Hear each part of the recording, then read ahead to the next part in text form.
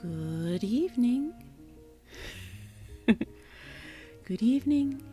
Good evening. Call me Blue or call me Moony. I am Moonfeatherblue, fantasy writer and magical library in human skin. Hello, Ashley. Hello. Oh dear, chat disconnected, reconnected, disconnected, reconnected. I think that happened long before we went live, but I couldn't figure out how to get rid of it. But that's okay. That's okay. How are we all? I hope so much we're well. Yes, Blue's day was slightly stressful given the political events going on today, but the result was not terrible, so I should stop being stressed about it. No more stress. It's time to write. It's time to brainstorm. Well, that's a funny error. It is. It is. But hopefully with all of the lovely chat, it will disappear soon and we won't have to think about it anymore. Oh, dear. It's not too bad, I guess. It doesn't look terrible. At least the font is pretty. The font is very pretty. Dearie me. Yes, we're going to brainstorm today. I hadn't planned to do any planning. I could probably phrase it a lot better. I had not intended to do any planning in advance for the Dragon Riders brainstorm session, but yes, my brain didn't listen to me. Oh, good to know the democracy sausage tasted good today. I personally did not partake, but yes, we lined up very early today, and Small 1-1 was starving, and so I obtained a democracy sausage for her.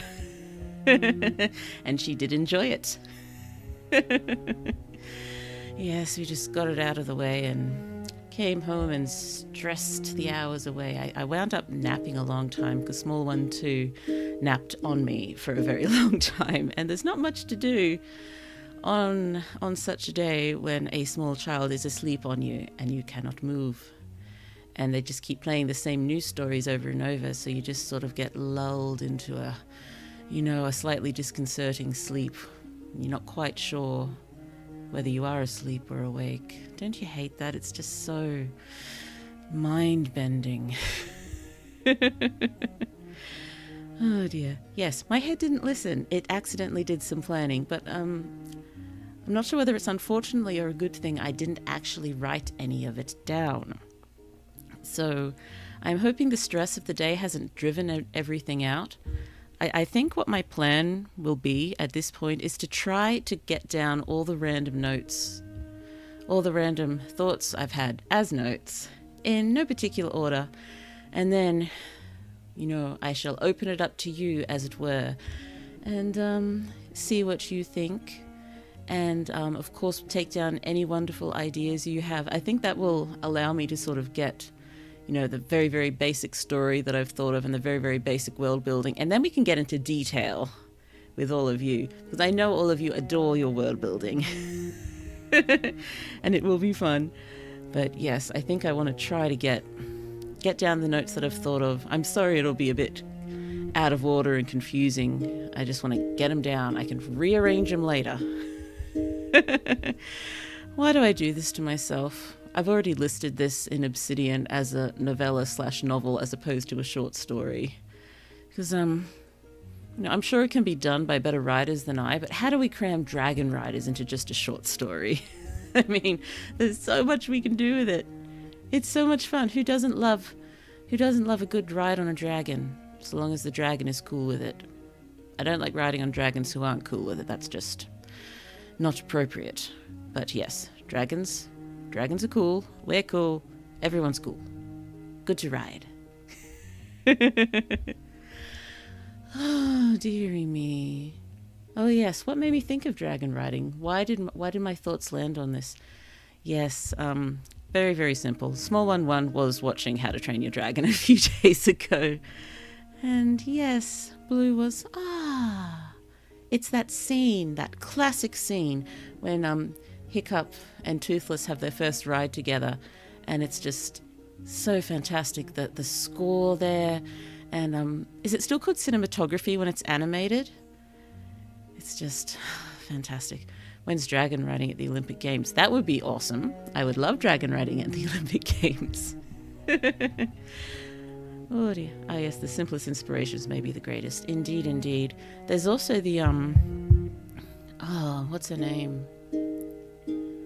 All I'm thinking is Rebecca Black. It's not Rebecca Black. Rebecca Yarros, is it? Is she the one who writes the oh goodness me, what is it? Oh dear. She has dragon riding fantasy stories, which I've heard fantastic things from some people about, but horrific things from even more people about. So I haven't been game yet to read them. What's it called? I gotta look it up now. I feel terrible. Rebecca Yarros books. Fourth Wing. That's what it's called. I knew Iron was in the second book title, but yes. Those ones, that's about dragon riding, isn't it? That's a dragon riding story. Yes, I've heard some very good things and some awful things. So yes, I'm not sure if I'm going to wind up reading them. I'm glad some people are enjoying them, but I think mostly I've just heard there's some editing issues which would just drive me up the wall trying to read it.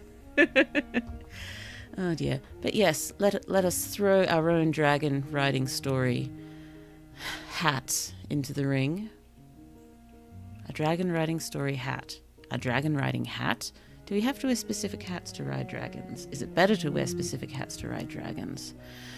The only thing is that it would just get whipped off unless it was helm-like. And I imagine if you are riding a dragon, you would be in a position to be wearing a helm a lot of the time, wouldn't you? Because a dragon, I imagine, would be a rather spectacular alternative for a warhorse in many situations. Also would scare all the other war horses, so maybe not. Maybe dragons go in the front. Dragons in front, or behind, or above. Dragons above, but the fire. Maybe no war horses, just dragons. Only dragons. Goodness me. Sorry, it's been a stressful day. Okay, let us just jump over here. Here we are. Oh yes, I did type that. I've accidentally thought of a lot already, but I didn't write any of it down. I hope I haven't forgotten it all. Oh dear, I'm just stressing myself out, trying to remember everything that I've thought of. Okay, yes, please do feel free to toss any notes out at me as we go. If you think of something cool and you don't want to forget it, let me know, and I will pop it down. I may be racking my brains initially, just trying to remember all the initial stuff I thought of. So yes, I think I was trying to, it's hard to lean in an entirely new direction with, dragon riding. I'd like to, but we can, think more about the new direction a little later. I'll pop what I've got as best I can down. Okay, so at its most basic, whoops. At its most basic, I just accidentally moved something, keyboard, that's what it's called. Accidentally shoved the keyboard. At least I didn't punch the lamp again. That lamp truly does not deserve such wrathful attention. Though it's never really wrathful, it's more excitable punches. Oh, so we want to write a war story. That's the role of dragon in the army. It wasn't quite war. Battles, yes. Not quite all-out war yet that I was thinking of. Okay. Let's just try to pop down what I've got so far. Okay, so at its essence, it's an enemies to allies. So, what is it? So we'd probably go with mainly 2 points of view, a human and a dragon. This human, I was probably going to be, probably going to be a woman. A human woman, rejects a dragon, probably male because of thoughts I've had about dragons in this society. It's male. Dragon as, I don't know whether to call it steed or not, because I want the dragons to be highly intelligent and able to communicate, same as humans. So, I'm calling it steed. Let's just go with partner for now. Let's go with partner. That'll work. So enemies to allies, human woman. Oh. In the past. Rejected a dragon, male dragon. A dragon. As partner. Okay, now have to join forces to save their partners. Oh, save both of their partners. So, what were my thoughts? How to get them out in a way that vaguely makes sense. Okay, so this world, I haven't thought too much about it yet, except that it's not in a good state. You know. And that's, yes, not much for dragons to hunt, people to hunt.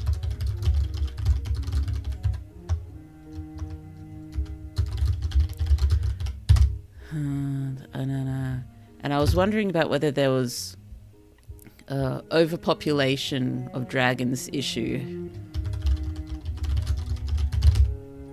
But that's coming down now. Due to competition for food and such. Okay. And what I was wondering was whether dragons can make deals with the human civilization. Why did I go with the Z? I'm using Australian English right now. Dragons can make deals with the human civilization to become partners to riders in exchange for care, food, etc. And is this all popping up right? Just let me have a look. Yes, we're okay. Oh, I finally figured out how to make the font bigger, so hopefully that's a better size now. If you prefer it bigger, I'll do it bigger next time. But I thought this was a good size. Almost always female dragons. Dragon bulls are difficult to reason with. Really highly territorial. Territorial? That's the correct word, isn't it? And aggressive. And so, a lot of the female population's being pulled away, so there's not much breeding going on in the wild.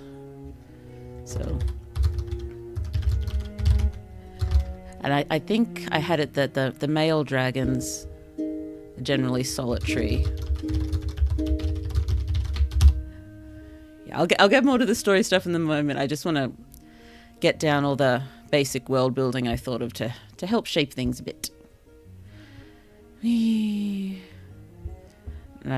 One of the female dragons to generally be in groups. Grill-ups? Groups.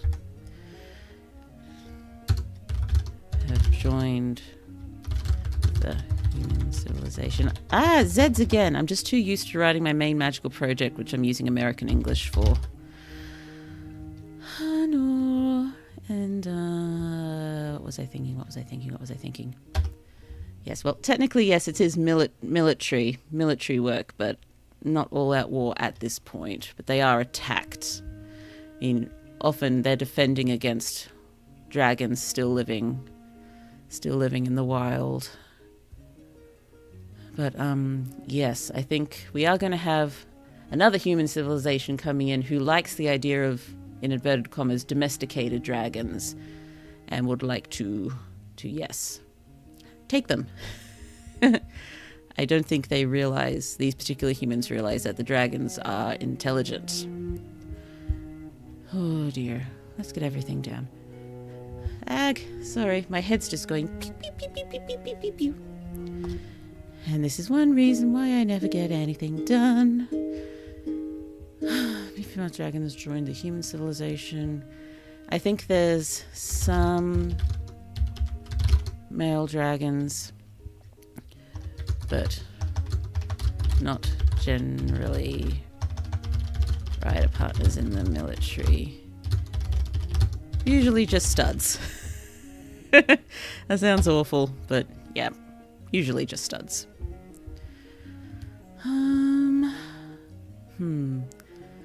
So yes, so our dragon, I did want to be one of the few who did join the military, and so that's probably the main reason was rejected by this person. I'm guessing this person, this human warrior person, was very high up, like top of the class sort of thing.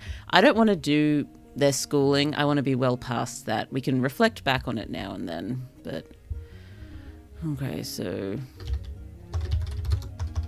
only cover schooling, training, and flashbacks. Main human was top of class, etc. And I kind of like that this dragon would have been too, so it was sort of expected that the human would pick them.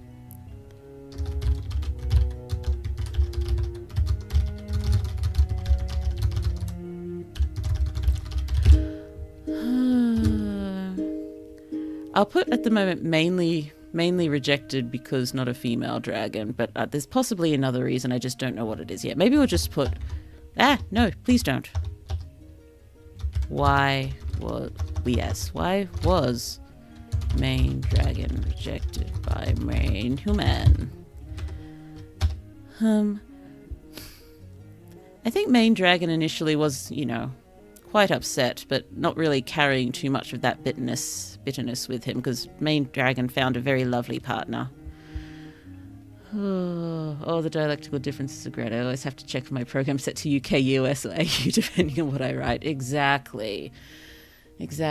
Yes, at the moment it's only my main magical project that is American English. Everything else I'm supposed to be writing in Australian or British English, but the problem is, since my main magical project is my main magical project, I'm almost entirely writing in US English these days. Oh dear. Okay, so what are the other thoughts? Oh yes, so when dragon joins human civilization. Why? Fix it. Thank you. When the dragon joins the human civilization, must surrender their horde. Whatever the horde is. You don't like my spelling of horde? There we go. Is there ever an E on the end of horde?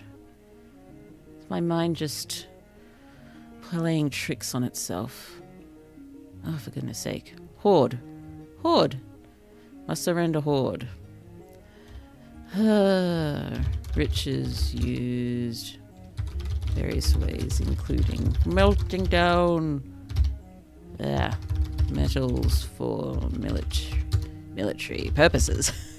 I think the main thing that they've been defending against is outsider dragons at this point, because there was the overpopulation problem, and then with food resources going down, they're you're thinking crops, but it's not crops, it's herds, domestic animals. The sheep and the cows are under attack. Yeah, I think I wanted this to be yes, more like a bunch of villages that make up a nation together. I didn't really want... I normally lean towards sort of metropolitan cities and urban stuff, but yeah, I think even writing high fantasy, I'd been wondering about whether this should be how much technology should be involved. I suppose it'd be fun to have more technology rather than less, but I hadn't really thought about how that's involved in the story yet. How much technology? Technology in this... boop-be-doop-be-doo, be-doop-be-doop-be-doo.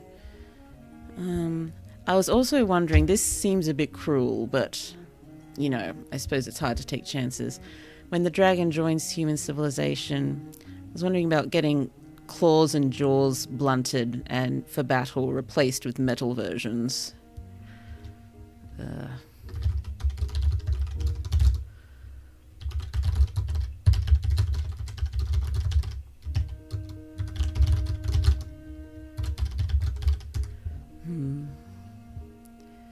So, because so many dragons joining the human just as soon as I start writing civilization, I start thinking, don't use a Z, don't use a Z, don't use a Z, and then I muck up right at the beginning. Civilization. Joining the human civilization, seen as a betrayal by those remaining in the wild. My thought was, before the dragons, I don't think dragons are native here. Native creatures here. There was a pest problem, some kind of giant insect. And then they brought in giant toads. And they got out of control. Dragons found out about this. I know the dragons don't really have a, completely cohesive society because of the males being so territorial and aggressive. But I'm guessing at least some of them found out and then the rest followed. There. Yes. All still very rough thoughts, very open to changing ideas if anyone has anything. Dragons found about this and offered to, take care of the toads. Promised, that's all they do. Then move on. What did the humans trade in return? I don't know. But why? I did not want that to happen. Why? There we go. Don't do that to me. It just makes my mind blare. Then I can never think of what to do. What did the humans trade in return? We can figure that out. But, yes. The dragons did not honor their deal. So yes, they all moved in and started causing havoc. Main military activity of humans currently against... still feel weird calling them wild dragons, but I suppose they are.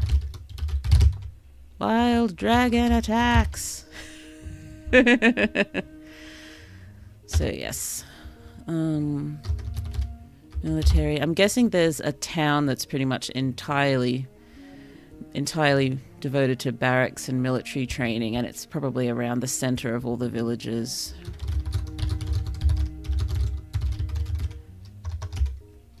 So, riders, soldiers, etc.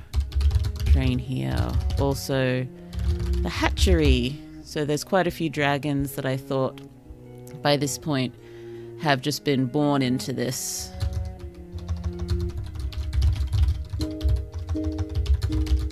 And I think including our main dragon. So yes, so incredibly rare that a male dragon would join. Did I even put that down? Did I put that down? Up we go. Boopy doopy doo. Join with human civilization. Yes, some male dragon. That most of these born into it have any wild male dragons joined. Possibly one. That could be interesting.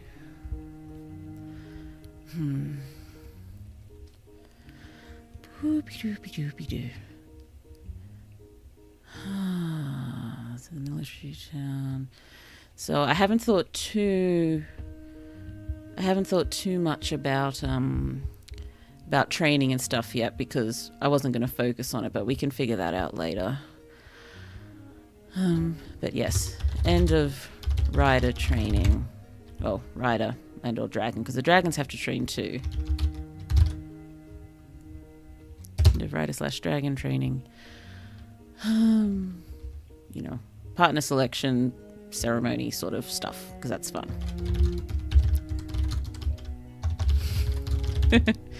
That's going to be the most obvious, but what if the dragons had various elemental powers and the rider rejected the dragon out of some bad memory associated with this power? Maybe a mutiny. Maybe. Let's put down potential elemental powers with dragons. Rejected due to a bad experience associated with his power. I adore elemental magic. I adore it, but it's just so prominent in the main magical project. I'm wondering whether I should... Well, if I do elemental magic here, probably have to be reasonably subtle. Why did I go to a J? What is going on in my head right now? Elemental magic, make it reasonably subtle. But yes, potentially something related to the dragons. If they have some sort of power, even if it's a passive sort of power. I like passive powers. Maybe dragons have some sort of passive ability, and this is related to rejection. Okay, so just trying to think of any other random world building stuff that I'd thought of. There's probably a bit, but I'll think of it as we go. As we go. Oh dear, yes, I was getting very excited thinking about this. I think story planning is just about one of my favorite things to do, which is probably why I have such a huge list of, well, not probably why, one of the many reasons why I have a huge list of unfinished projects that I'm so very keen to write. Oh dear. Have I ever... Goodness me, I think the last time I sort of went over my, the stories that I sort of have in the workings, it was way back when I first started. Whoops, I just noticed I'm all the way up here. How about I just go down here? I don't think I was covering anything up too badly, but yes, don't really want to be hanging out over here. Whoa, there's my boundaries. I found them. I found my boundaries. Off we go. And we're back. Yay. I know I should probably just change it so it's filling the whole screen on Prism. Yeah, I should fix that. But that's okay. Working fine for now.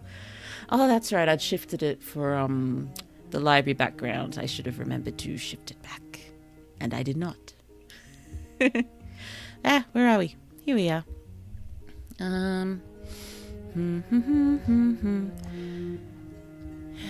So,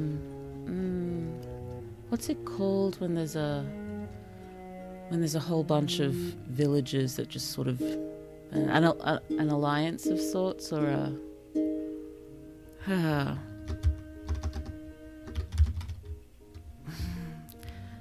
yeah, I think we're going to have to think of system of government.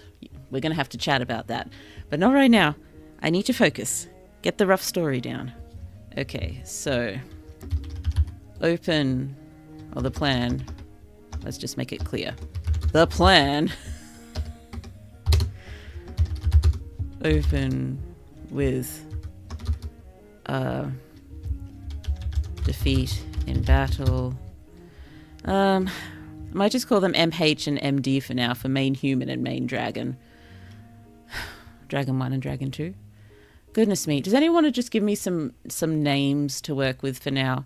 I mean, they'll probably change once I figure out what the language will be like and how names will have to work. But just some working names. I'll need 2 working human woman names, a working woman dragon name, and a working man dragon name. Man dragon. He's a man dragon. I'll just use the not main dragon, main human. Searching many downed dragons, looking for her partner.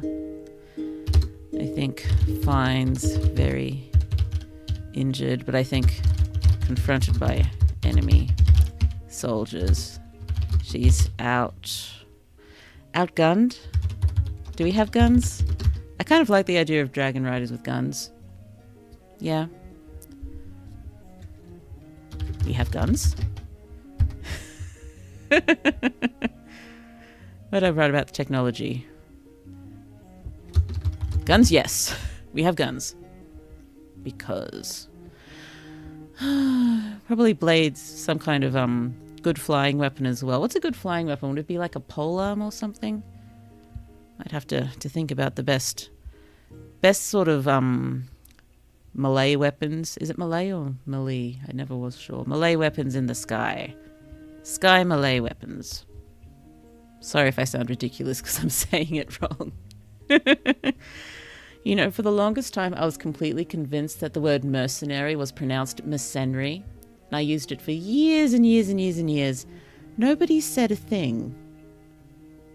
Well, actually they did. They called me strange. And yes.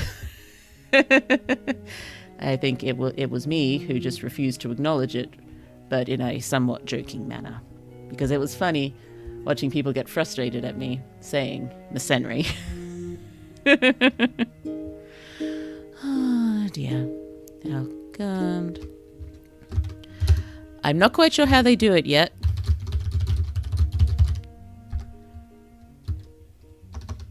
But they acquire her injured partner. We'll figure out the hows later, but yes.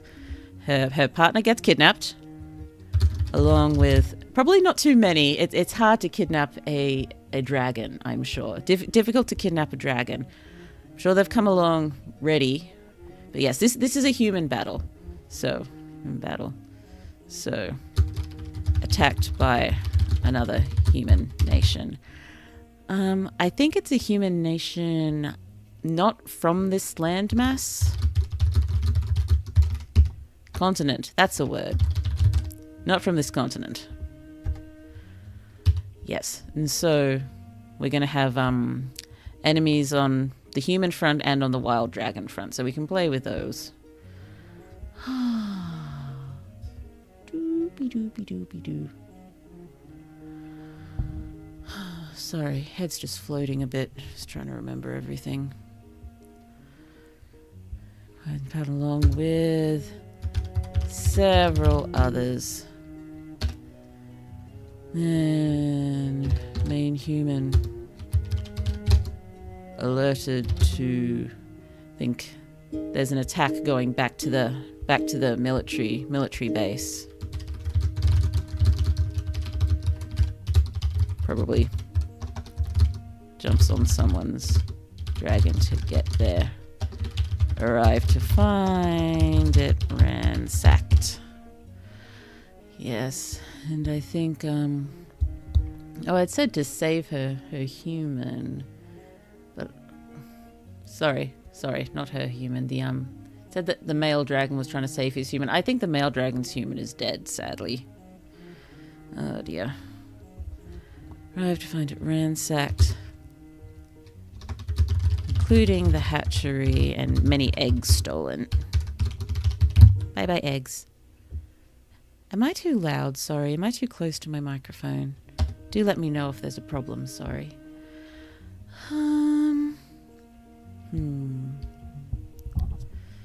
Yes. Too many eggs stolen. How do main human and main dragon come across each other again?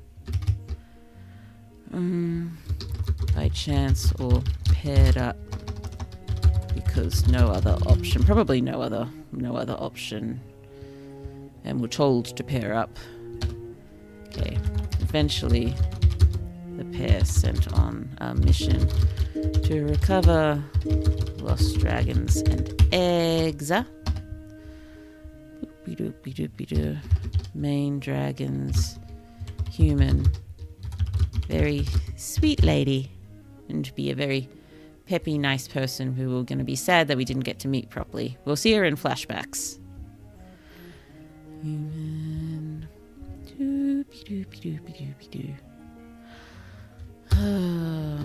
Most likely killed, stolen, and I think a number of humans also taken. So can help them with the training, I guess. They wanted to get humans to find out how to handle the dragons.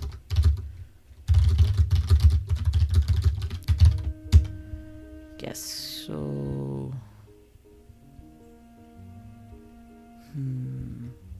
Yes. Attack from other humans was to obtain dragons. Obviously, but I hadn't written that down.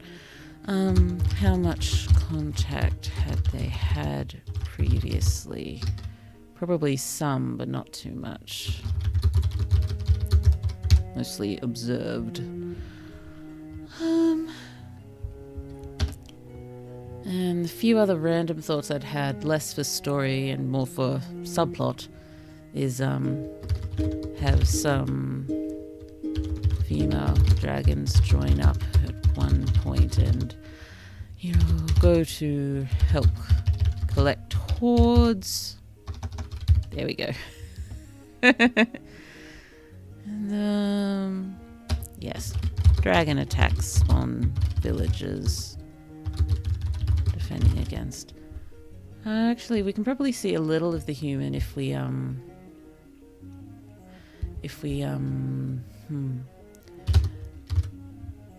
they were stationed at the village nearest the military base. Came to assist when attacked. Oh, for placeholder names, how about Helena and Di? Those are lovely. Thank you. I will probably definitely have to change Helena, because in my my high fantasy I do have a Helena. But yes, we'll keep for now, definitely, and we'll find something along the same lines. Well, maybe if we just go Lena, that might. Oh, Helena's so pleated, but I do have the Helene. It's probably a bit too close. Lena and Di. That'll work for now. Lena's vaguely looking familiar too. Maybe it's from my Cellular Fate story that I was working on. But yes, I'll keep those for now. Thank you for those, Ashley. Thank you. Lena, human, and Di. Dragon. Oh, Di is so cute. I love it. Oh, big stretch, big stretch. Oh, and the yawn's coming too. I'm not allowed to be tired yet. Who said I was allowed to be tired? Definitely not Blue. Okay, so I think, there's probably more that I'd thought of during the day, but I think that's all the most important bits. So yes, if you have any thoughts for story or world building, just throw them at my head. It's so what do we need to think about? So political system, that'll be important. Well, just the type of environment. I was wondering about archipelago. And yes, more coastal tropical sort of environment, because dragons generally we think either European or Chinese or Eastern Asian. So let's go coastal if we can, and just try to go from there. Watch me try to spell archipelago. That can't be right. That's not right, is it? Did I actually spell it correctly? Let me check. I spelled it correctly. Hooray! Oh, hello, Sune. Hi, I'm just coming back from a long series of work and retreat responsibilities. I know you don't mind, but I'm really sorry I haven't been able to clip for you. No, it's absolutely fine. It's absolutely fine. You are a busy person. You work and you create and you just... I don't know how you pull it off. I don't know how you do it. I mean, wow. I definitely would not be able to be doing this if I was working or studying. I mean, you know, I'm having a tough enough time doing it with the small ones, but no, I don't know how you pull it off. You're amazing, and you're under no obligations whatsoever to do things like that. And if it's something you would enjoy, I would love it so much. Change that. If it's something you would enjoy and have the time and energy to do it. It is so lovely to see you anyway. I hope you're doing well. Ugh, what was that? Meteocratic Island Imperium. Huh. With boats to travel between close islands and dragons for far travels. Ooh, wonderful.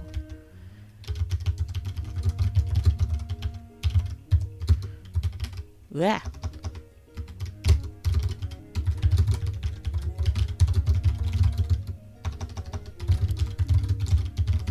Okay, I just remembered a random question I thought of while I was unintentionally brainstorming during the day. Why do we actually need riders for the dragons? If anyone can answer that for me, I will be eternally indebted to you. Oh dear. Oh dear. Well,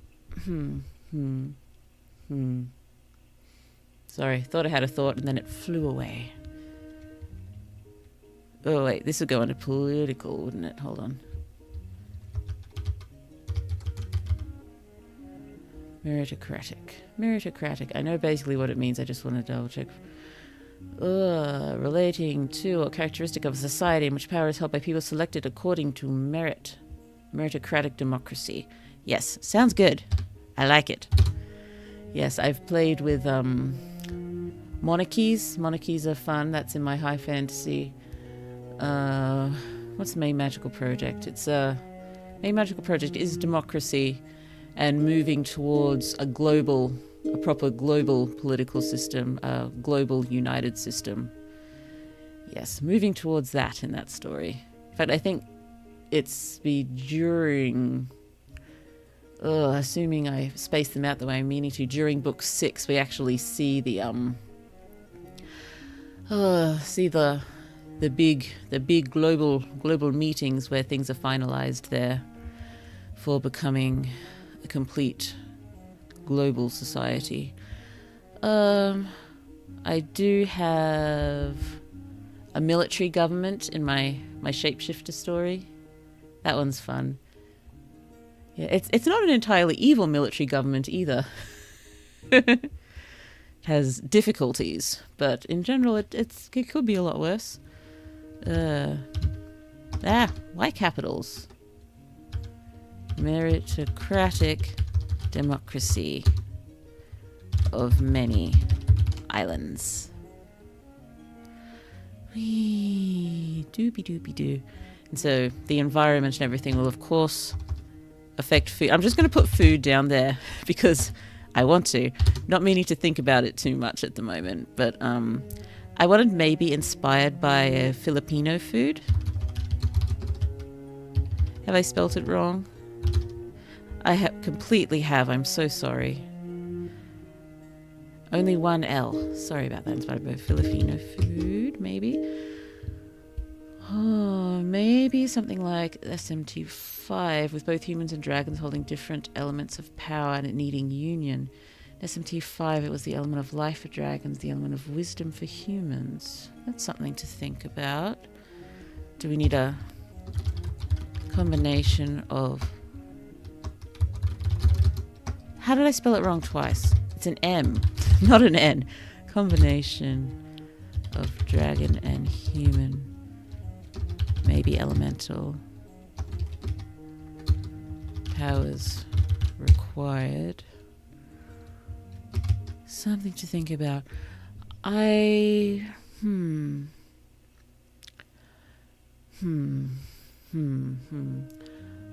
Often with these sort of fantasies, I prefer the magic to be either minimal or incredibly subtle. That's my preference. Ignoring completely my magical project and the magical boy powers and such. Just in these sort of fantasies, I generally prefer magic to be either passive or very subtle. So we will have to think about that. Yeah. History. History is important.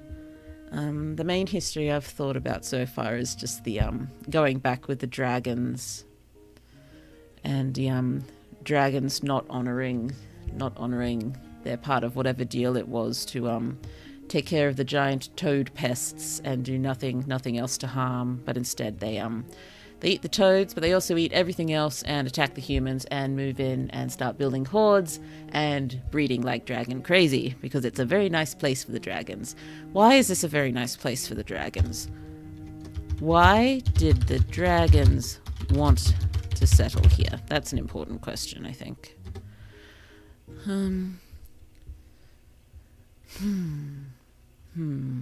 Why did the dragons want to settle here in the first place?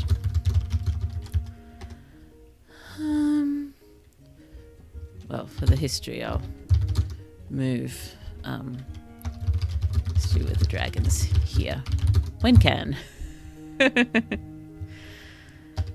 What other big, well, just general, some interesting fun culture things.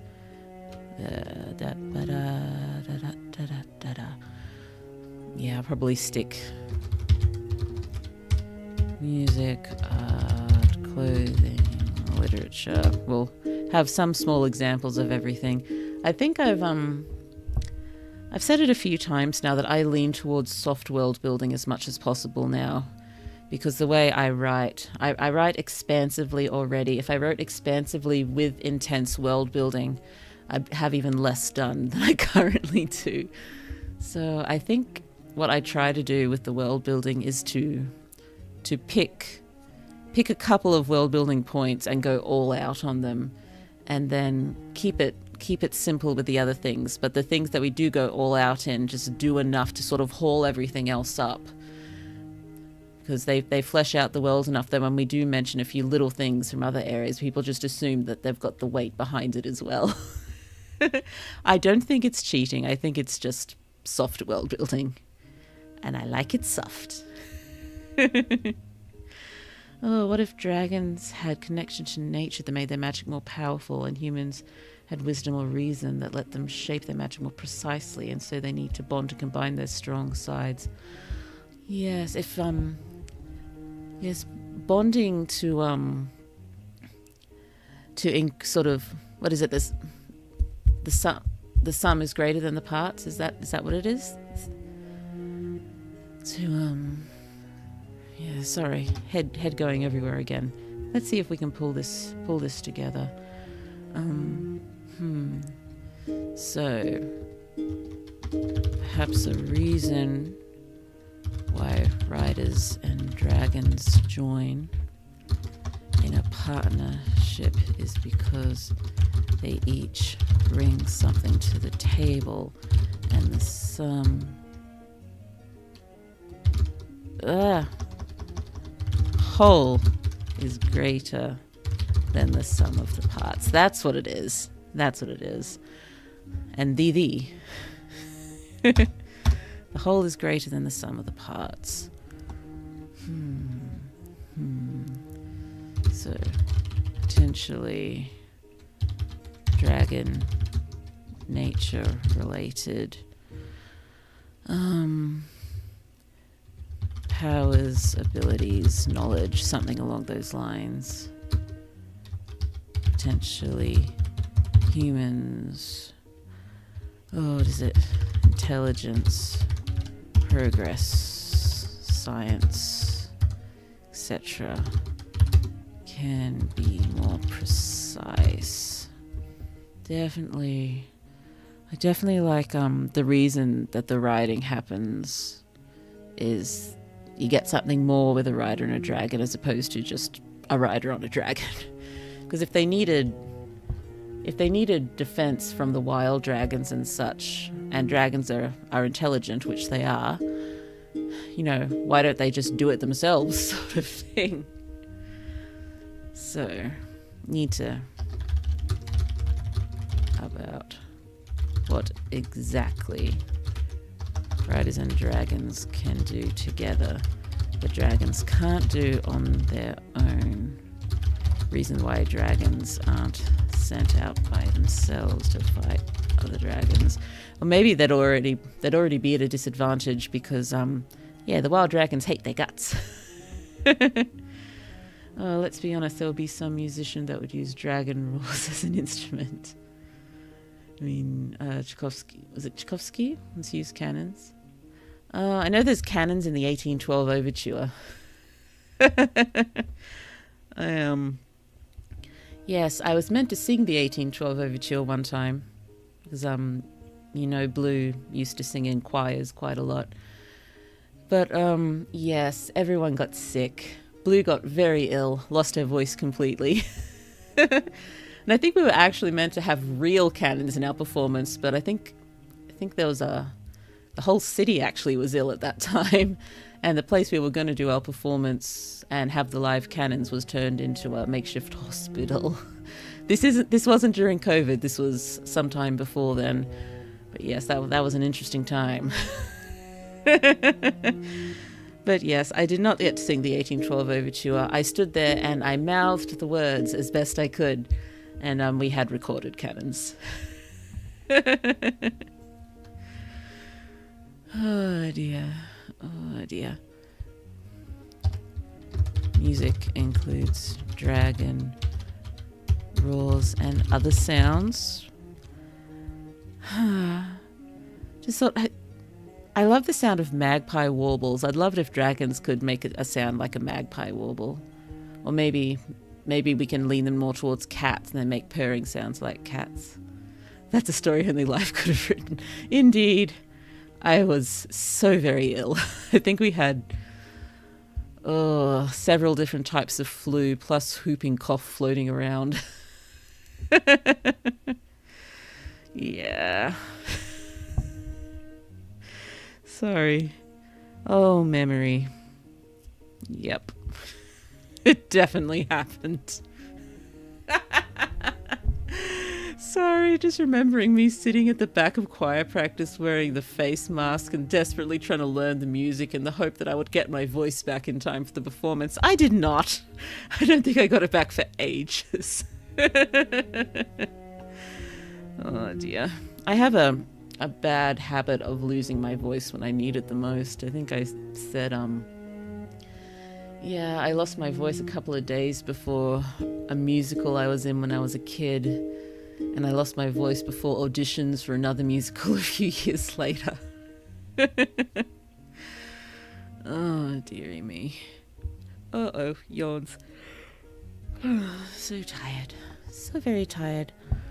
I was thinking maybe now and then we can jump back to this story and also the Dark Academia one and try to pull together more notes now and then together. And I was wondering if maybe if I was feeling particularly inspired in a couple of months, I could try going NaNoWriMo style and try to stream for an hour every day until I've gotten as much written as I can. But I prefer to have as much planned in advance. So if we now and then work on these two. We work on these two and we try to make them into very self-contained short novels or long novellas. Just, I don't know, I feel like that's something I'd like to do. I mean, particularly if I'm able to contain myself to just an hour a day, I'd still have time to work on my magical project. hopefully, and I suppose could always call it off if I was, suffering in various ways. But how do we like the sounds of that? Could that work? That would be awesome to watch. Well, I'd hope it would help me sort of get the hang of writing live. I mean, note taking, I've got no problem at all. I love planning with all of you. I love planning stories and writing notes. But yes, the actual writing, like I tried with my very first streams, the NaNoWriMo streams at the end of 2023. I just got very self-conscious. It's hard to sort of write freely at the moment. But yes, if I did this, it would be a wonderful practice. And it'll save me the hole I'm currently digging myself in about starting to plan so many short stories and then feeling like I'm drowning under the short stories. I want to write them, but I cannot focus on them. And I'm just going to keep getting more and more because I love planning stories with you so much.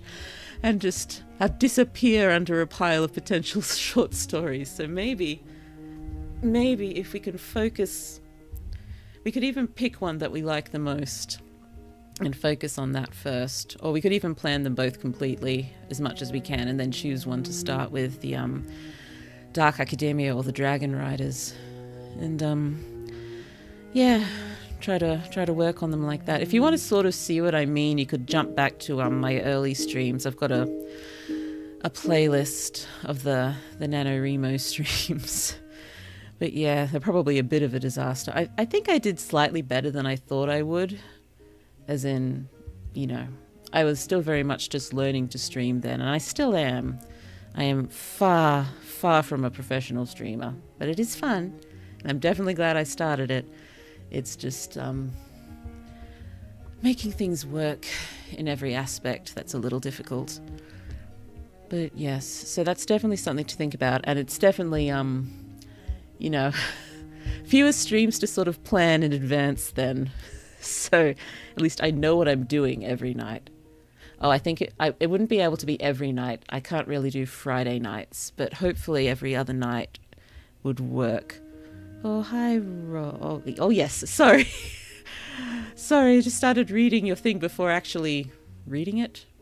I started reading it and I kept going along with it. My eyes didn't flash over and read it properly to start with, which is weird because that should be natural. Hello to everyone. Oh dear. Yes. So what are other aspects of world building we should be thinking about here? So we've got political system, environment / geography. No T's in geography. Food, history, culture. Oh, I forgot dance. How could I forget dance? I love dance. Dragon dances. Yes. And plus, if we do lots of sort of planning streams for these, we could just focus on one aspect at a time and just go all out. But I suppose then we're getting into heavy world building, which I try to avoid. But if we do it all in advance, that's fine. And if it all doesn't wind up in the story, that's okay as well. It just sort of can give it some grounding. Sorry, I feel like I'm just... What's the term? Pinballing. I am a pinball machine. I'm a library in human skin who is also a pinball machine.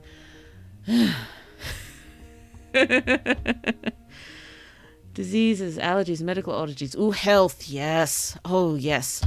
Thank you. I like. So.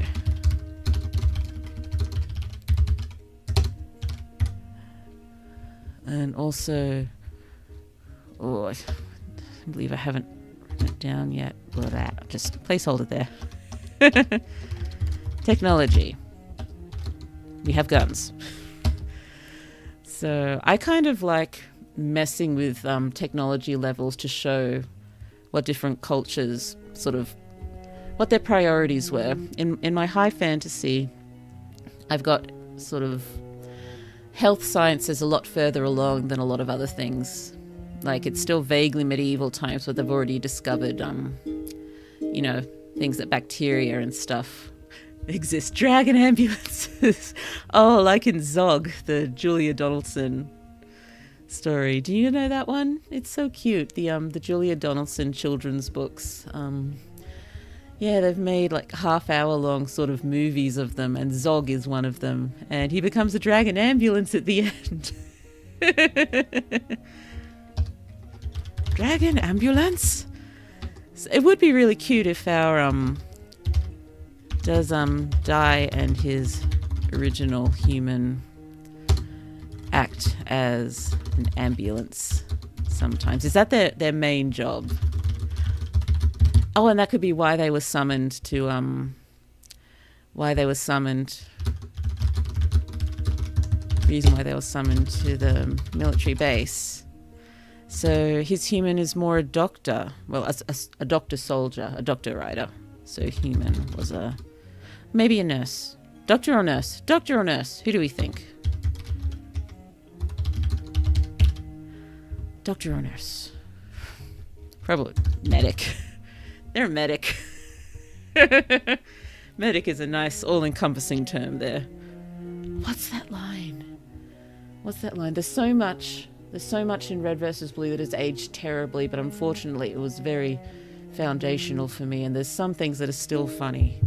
Some of it's still funny. What is it? I'm not a doctor, I'm a medic. A doctor cures people, a medic just makes them more comfortable while they die. Actually, less funny now I think about it. Kind of funny, but not as funny as I remember, sadly. Maybe I've just got a warped sense of humour.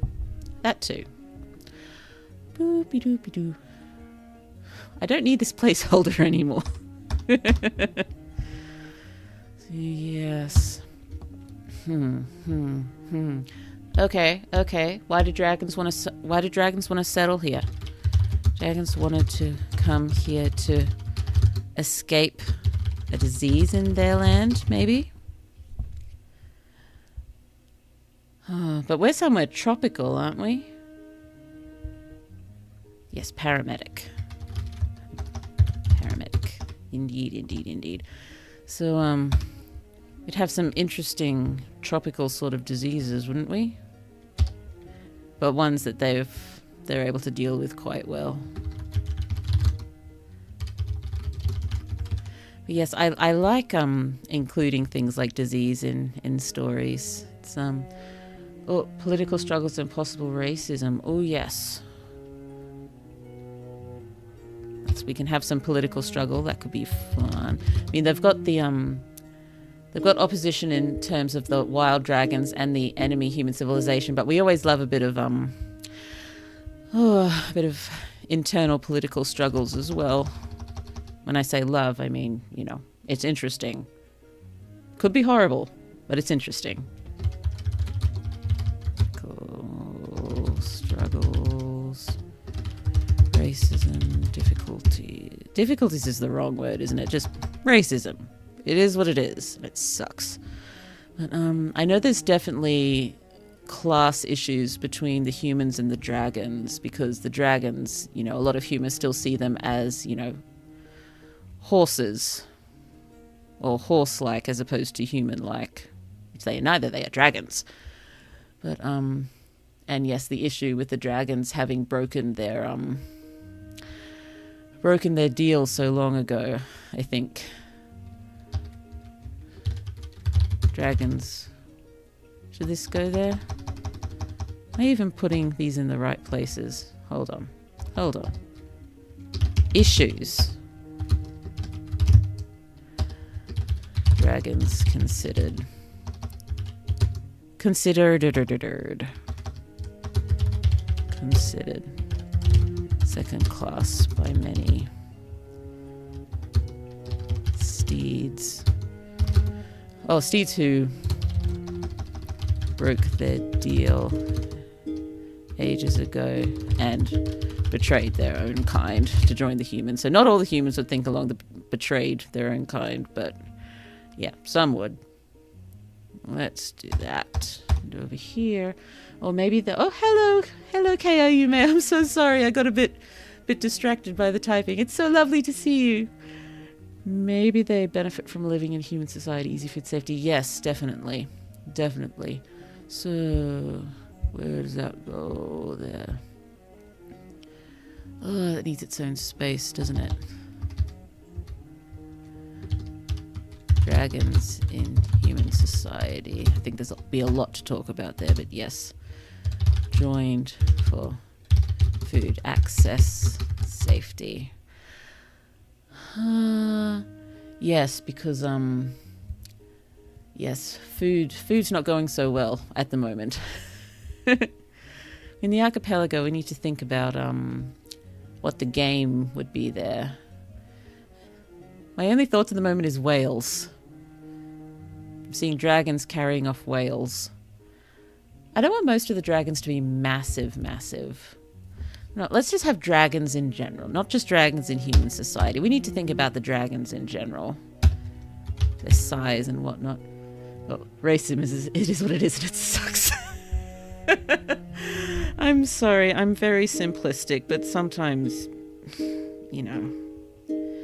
there's nothing else you can say sometimes. It sucks. I know there's a whole lot more you could say, but it comes down to it sucks, and so many people suck. And why do we have to suck? Please no one take this out of context. Please should really think about how she speaks. Oh, dearie me. I can think. Watch me go. I should consume some water. I'm sure that will help. Will this clear my head or just my throat?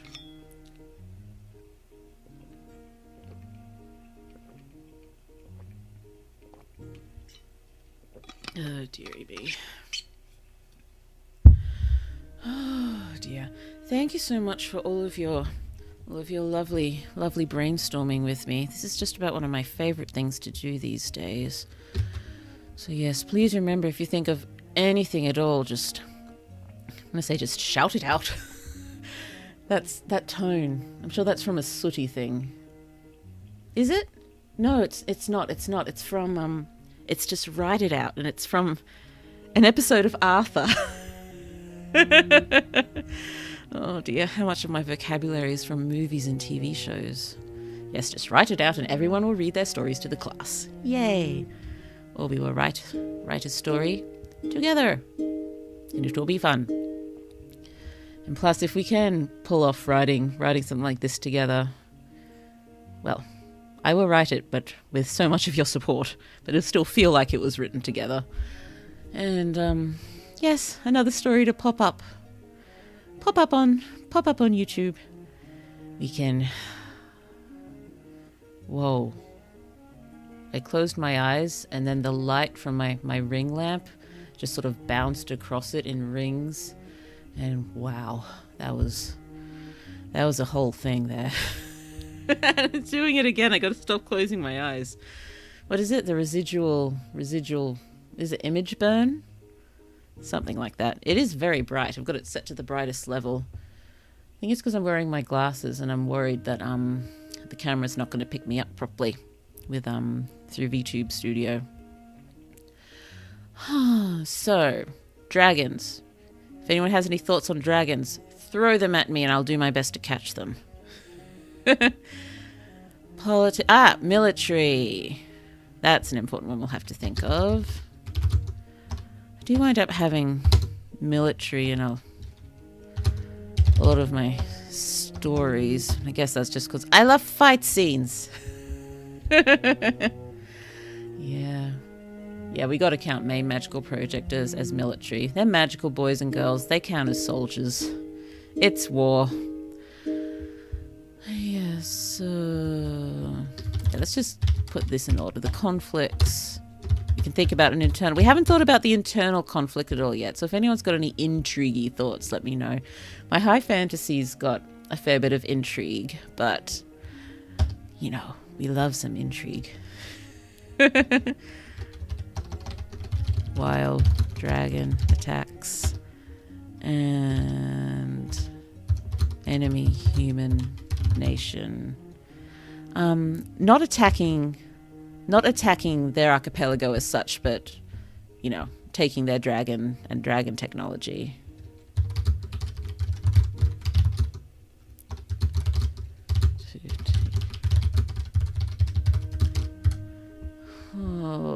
they form a fake couple, because if she's caught in the city by herself, she'll be captured and thrown in jail. She's in love with him, though he's not really aware. Who's in love?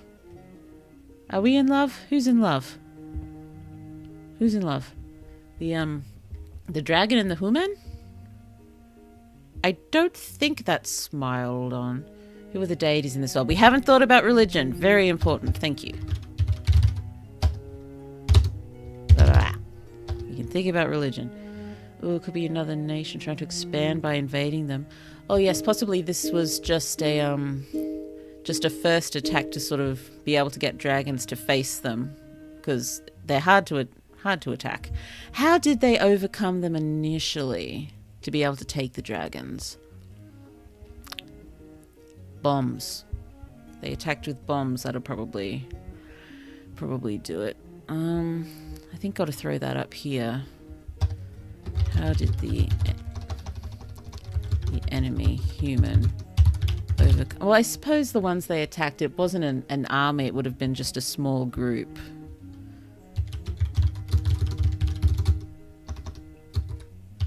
Bombed a small group. Wait, did you see the above comment of the Instagram comment? Because that's what the comment for. No, I didn't.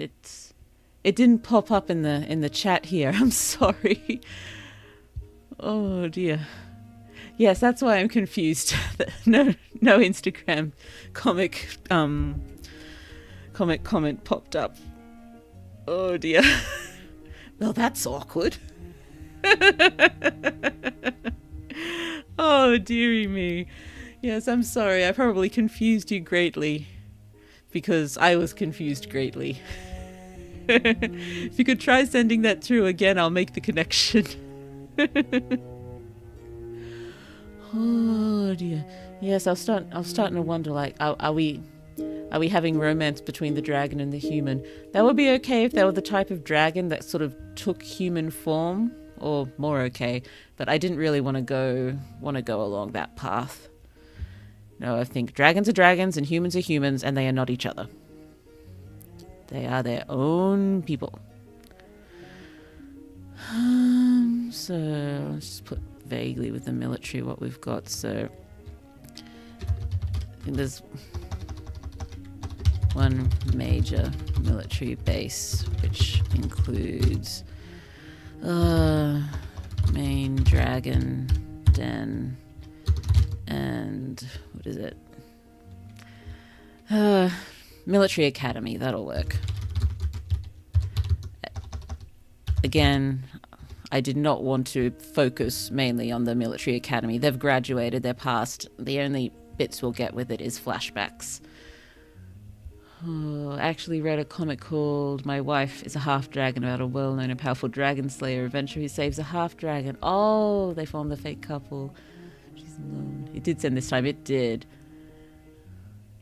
I think I'm put in the city by herself, captain thrown in jail. She's in love with him though, but he's not really aware. That sounds really sweet. Yes, did send this time. I see it. I got it. Oh, that sounds adorable. Oh, wow. But yes, I was just going to stick with dragons are dragons and humans are humans. So even if they did fall in love, it would be a rather difficult relationship to carry out. Unless I suppose it could be a plutonic relationship. Plutonic love between a dragon and human. Is that possible? Let's pop that down. Plutonic? Platonic. Plutonic. Oh dear, that sounds like plutonium or something. Platonic. Is it platonic or plutonic? I'm confusing myself now. It's platonic, isn't it? It's platonic. Oh, I promise you, I'm not a complete fool. I'm just a tired fool. Between Lena and Di, eventually, maybe. Platonic was Plato. Thank you. I'm so sorry. Well, At least I know all of you aren't hanging out because you think I'm someone smart. You know I'm not. And you're here anyway, so thank you so much. Oh, dragons in Joda Dragon Blood have human forms too, the ones who become powerful enough. Okay. Well, maybe that's something that could be explored eventually. Just I don't want to accidentally turn this into, you know, a 5-book series. I want this to be standalone. It's this one, well, putting subplots aside, it's this one mission to save their dragons and eggs and people, and you know, stop this human nation from trying to attack them again. So I haven't put that down as main, so I can't think of the word. Main thing. Plot. That's a word. The rescue mission. So, you do not need to drag it out. I think I actually need to type that to remind myself. Blue, don't you dare drag this out. And if I do try to write this live with all of you, if you ever notice me accidentally starting to drag things out, please tell me. Stop me. We're allowed a few subplots. But, you know, don't do the thing you always do. Oh dear. Oh dear. Well, I suppose it doesn't have to be subplots as well. It could just be on the mission. They are met by a group of dragons who wish to join them, and they go and do some horde recovering and stuff. How can they recover the horde and take it back if they're already halfway there? Horde inspecting? A horde inspector? That sounds like a cool job.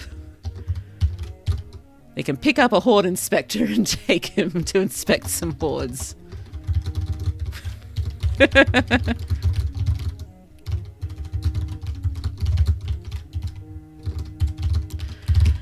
I keep wanting to say dragons who surrender to the humans, but that's not right at all. They're not surrendering. They are offering their services in exchange for food and care and such. Dragons. Join up makes it sound like a club. I need to think of a proper term. Defect. Defect. That'll work. Dragons who defect. That's a good word, isn't it? Oh, well, the thing about so many ideas in a standalone is that there has to be one main plot relevant thing that connects them all together. So, is it going to turn into a massive journey with an adventure on every island, One Piece style? Please don't do this to me.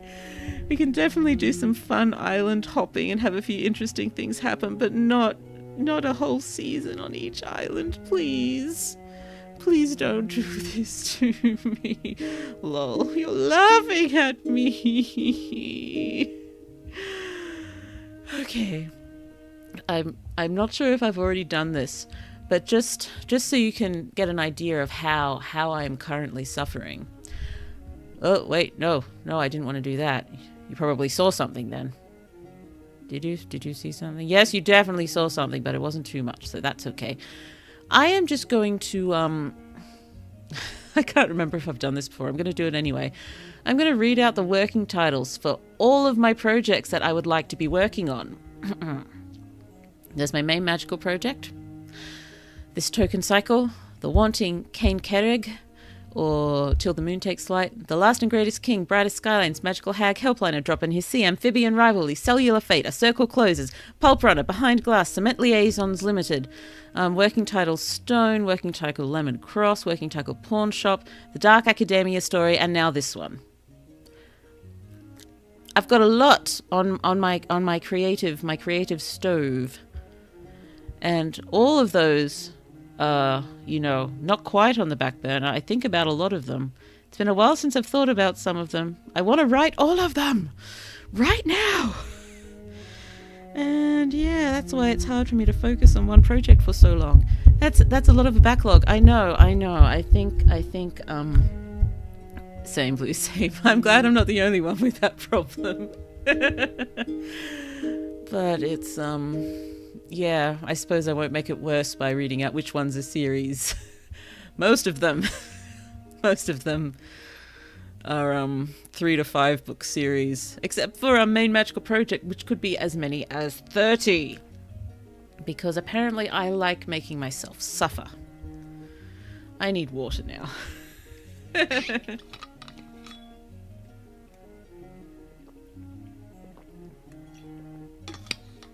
And yeah, recently I was 100% convinced that I should drop everything and swap to swap to Magical Hag Helpline, because I'd thought about that one a lot recently and I was feeling all energized for it. But then, you know, if I do that and I fall further behind in main magical project, which is still my heart project at the moment, that's, you know, it hurts so much to think I wouldn't be able to get all of these written. But if I don't get main magical project done, that's, you know, who I am for the last 10 years or so.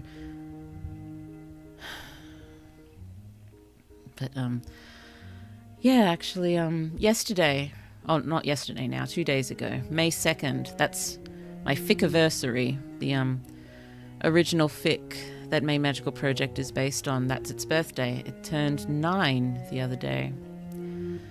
First chapter was released 9 years ago. I still remember how excited I was when I was writing that. I haven't quite captured that feeling again of just being able to go all out and throw everything into it. I wish I could write that freely again. Oh, what if smaller dragons get adopted as pets by business owners? Like, imagine a bakery using dragonfire to heat the furnaces. Maybe more, just adopted into the family sort of thing. 'Cause, yeah, pets. They're too intelligent for pets. They are at least human level intelligence, possibly more so. But that's very cute. Very cute. Smaller dragons adopted by businesses, families, e.g. bakery has a dragon employee. 2 E's. Oh, I'm personally creating a timetable where I can work on each for about an hour every 2 weeks or 2 weeks, only giving extra hours to the main you're working on at the time. I'd love to be able to figure out something like that. My head is a little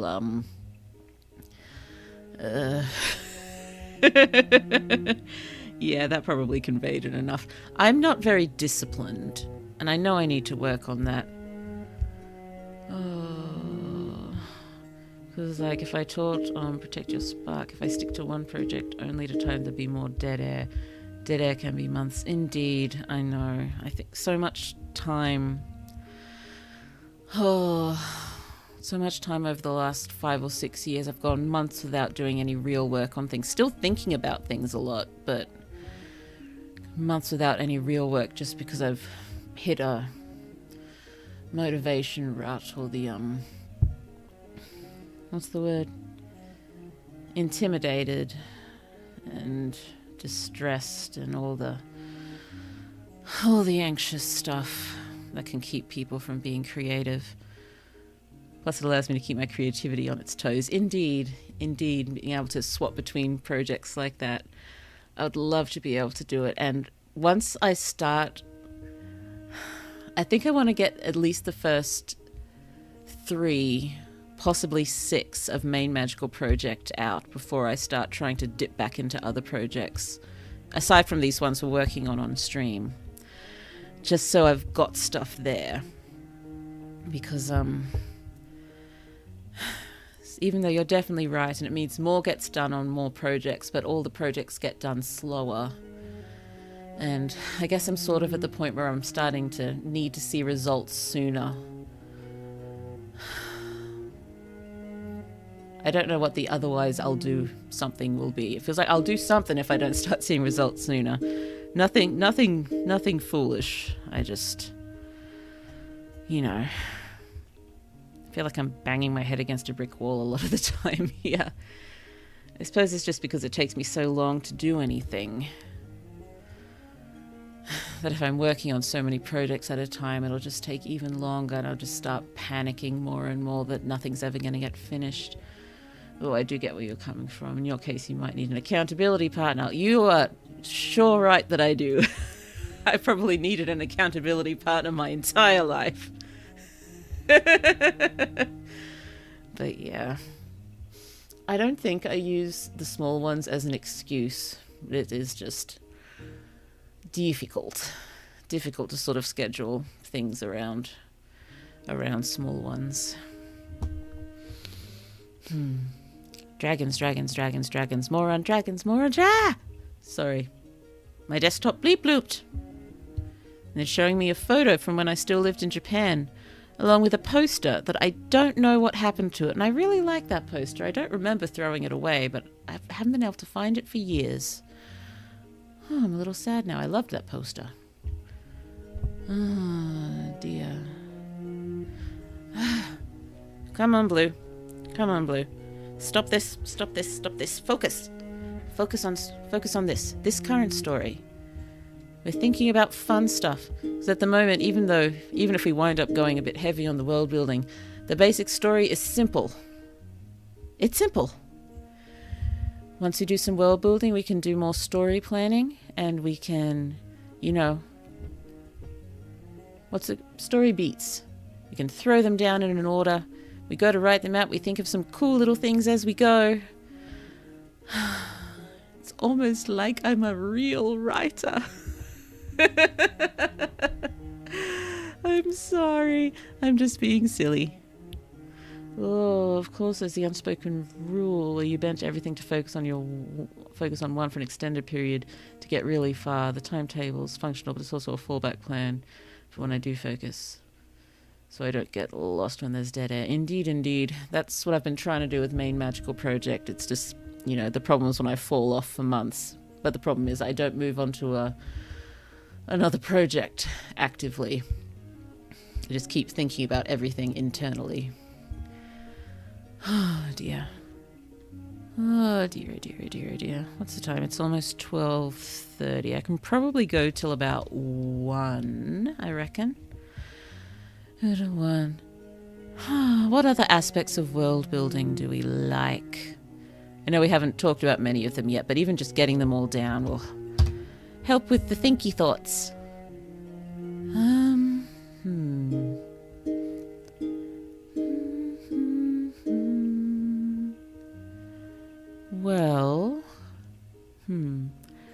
Well, not just the world building. Let's just type down characters here. Did we want to think a tiny bit about each character as well?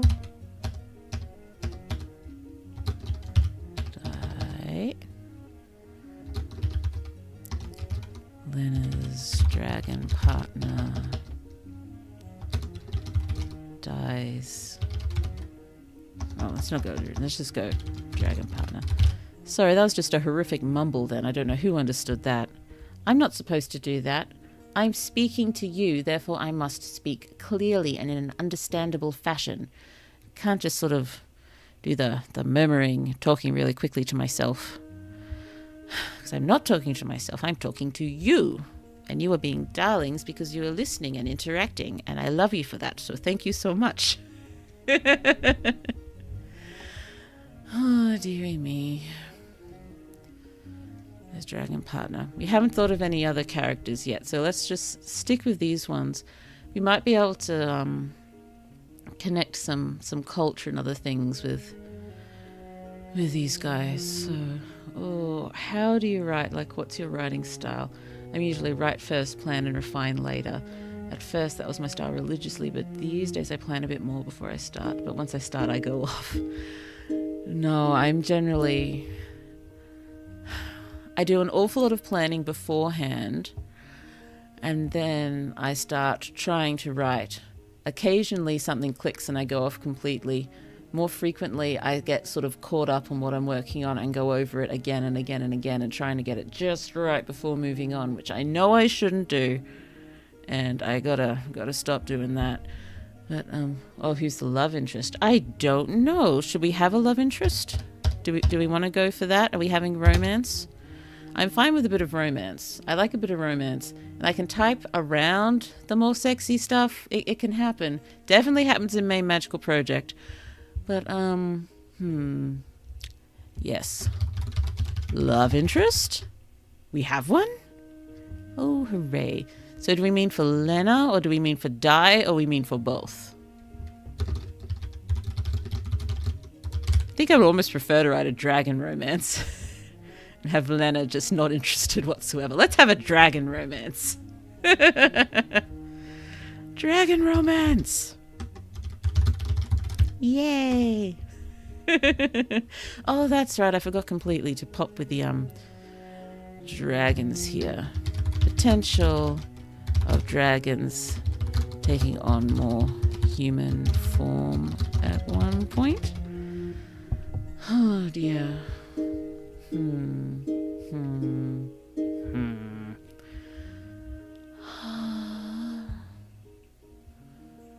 Oh, that would certainly be interesting. What, dragon romance? I'm sure everyone would love a good dragon romance. I guess it's just because I have a tendency to have my my main characters, particularly my woman main characters, being ace. I mean, Kaz is on the ace spectrum. Quite a few of my other male leads, most of them are queer. They're not ace. I think Kaz is my only dude who's ace. But I've got quite a few women who are ace, and I guess it's just in my head Lena is automatically ace. But Di doesn't have to be. Dragon romance. Queer dragon romance? Dragon romance.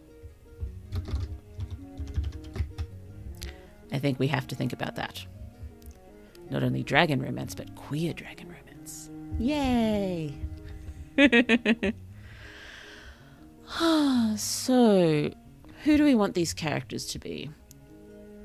Imagine we're looking mainly at Lena and Di at the moment. So we know Lena's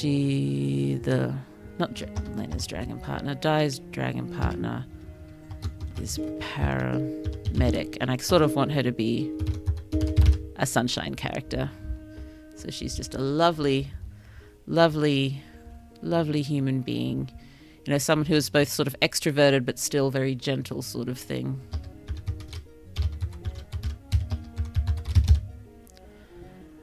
And I think if she's extroverted, we're going to have Di being a bit more quiet and introverted.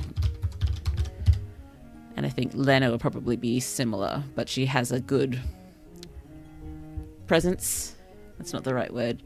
Introverted but not shy. I like introverted but not shy characters, don't I? I think there's one in the Dark Academia story as well. 5-man band or 3 mains. Well, we know Lena's dragon partner has been kidnapped. Dragon napped early in story. And I'm pretty sure she's either killed or grievously injured. Dies not dragon. Human.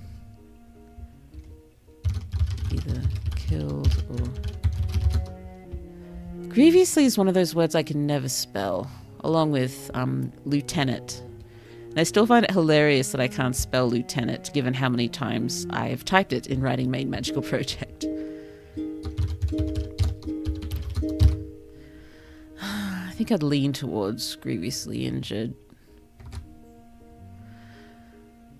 It's because I don't really want to start a story killing someone, honestly. So yes, so these two will not be along for the mission. So it'll be Lena and Di. Oh, thinky thoughts, they're happening. So the love interest, if it's a dragon, could be a dragon they meet on the journey who wants to join the humans. And that's the one whose horde they inspect.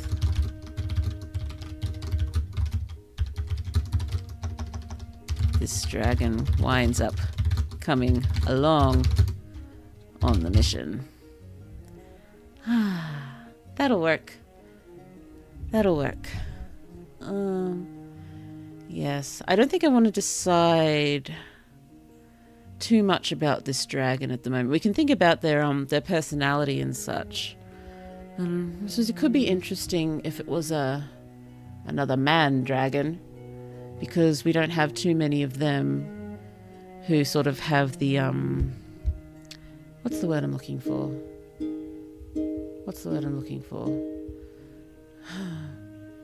There's not many man dragons in the world who wouldn't just attack the villagers.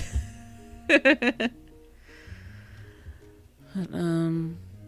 if it was a female dragon, it'd probably be a group of them, and maybe one would choose to stay because wants to hang out with Dai. Both could be really cute. Let me know which ones you prefer. If a man dragon, interesting because very rare for them to join from the wild. Because we know Dai was one who was... It sounds so weird to say bred in captivity because they're so intelligent. But yes, one who was born in the hatchery here. If a woman dragon would separate from her group to come with them. Do female dragons share a horde? I reckon they would.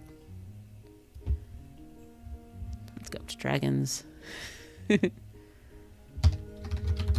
Dragon groups have shared hordes, possibly their own secret stashes. Just for the special stuff. So yes, possibly the mission would become a trio with Lena, Dai, and the other dragon. I suppose they considered that the mission would just take a very small group. I don't really want it to be any more than that because, you know, the more characters you have, the more backstories you need to get out, the more relationships you have to play with. That's one of my big problems, that I have so many huge ensemble casts. So let's try to keep this simpler, and that it's these two who go on this mission because, you know, fewer people can be more secret, sneak in as much as a dragon can sneak. We can figure out how a dragon can sneak, just like we can figure out how a group of humans can kidnap dragons. Not just one dragon, multiple dragons. Not too many, but I'd probably say at least 3. Oh, dearie me. So it will turn out to be a trio. Turn into a trio. So Lena, Dai, and Dai's love interest. And occasionally have other people join up for their little bits. Join up for their subplots. Hooray! For example, the Horde Inspector.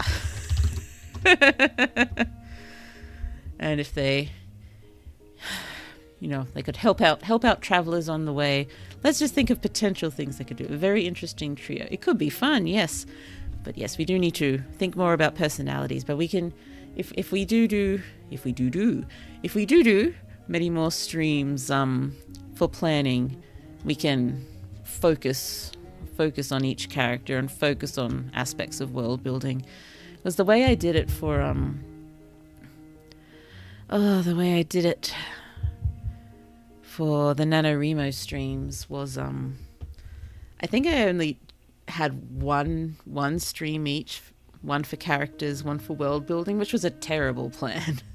And I think that's why everything got so mixed up, because, you know, as I was pulling the story together, I was just thinking about all the world building, and when coming up with the world building at the same time as writing the story, It's fine if it's just little bits, but coming up with a huge amount of world building as you're writing the story affects the plot, and you have to go back and rearrange things, and it's just become so convoluted. I still love the story. I'm going to have to look at it again at one point to pull it together, because it's really cool. I do. Well, I don't suggest, because I might wind up embarrassed, but if you'd like to go back and have a little look at them, it's probably something good to leave on while you're trying to sleep. Just Blue trying to get her streaming bearings and not be hideously self-conscious while writing on stream. But yes, I do like that story. It's yes, very, very basically a world where someone's fate, that there's fate particles, and their fate can be measured by how many fate particles they've got, and people with a great deal of fate are seen as the ones who will greatly affect society, and so they're sort of given ridiculously good schooling and lavished upon. But it turns out it's just pretty much a tyrant pipeline. Oh, you know, child to idol to tyrant pipeline. Oh, a human and 2 dragons. Yes, I do like that as a trio. I do. And most of the other people who would join up randomly would be humans. How big are the dragons? I hadn't decided yet. Talking Toothless big or Saphira big? Probably closer to Toothless. Oh, that is so cool. Is that the Fate one? Yeah, that was one. I think that was another dream idea. And I'd played with it for a while, and I thought, this one will make a nice standalone one. How about I do this for NaNoWriMo? And now, of course, you know, I think you'll giggle if you ever listen to all of it, because I'd start off by saying, yes, it's standalone. It's like, oh, no, it's got to be 3 books. Like, oh, maybe we can bring it back to 2. Maybe it can just be a big one big one with lots of different parts. And it's just, I can never settle on anything. Technically, Main Magical Project is all one continuous story, just in lots of smaller books. So many. But, yeah. And, yeah, the main characters for the Fate story are siblings, because I adore sibling relationships, and we need more of them. Is, yes, younger brother found to have a ridiculous amount of fate, and so is whisked into this, you know, aristocratic, weird world where you sort of have to excel in, what is it, academics and sporting, and sort of be idols as well. And, you know, you're funneled into politics and things like that. And they're looking for, you know, the true chosen one. It's the whole story is meant to be sort of a chosen one joke thing, because I think it's funny. And, yes, his big sister has not only 0 fate, but when she's near people with high fate, she just sort of seems to suck it off them and destroy it. So people think that's pretty interesting. So yes, she could be potentially society collapsing if she sucked all the fate off people and destroyed it. So yes, when they find that out, they sort of keep her a bit isolated and study her for a while. I approve. Glad to hear it. So yes, that's one I would very much like to keep writing. Oh, and it did turn into an ensemble cast. I love all the ensemble characters in that one. They're so cool. At the big sister. Yes, the big sister. She's a darling heart big sister. She's a good big sister.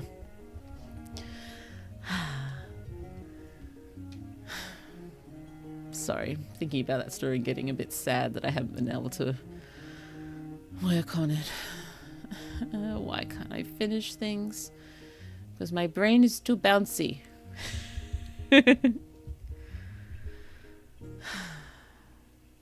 Sorry, staring at this writing. At least we have a main plot. Remember when we were working on the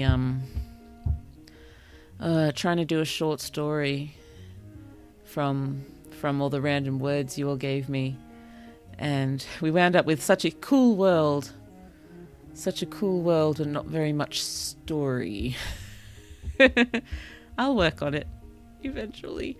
I do have a couple of short stories mostly finished that I need to record and make videos out of, because I think I'm just about settled on on not making multiple channels and just keeping everything on this one.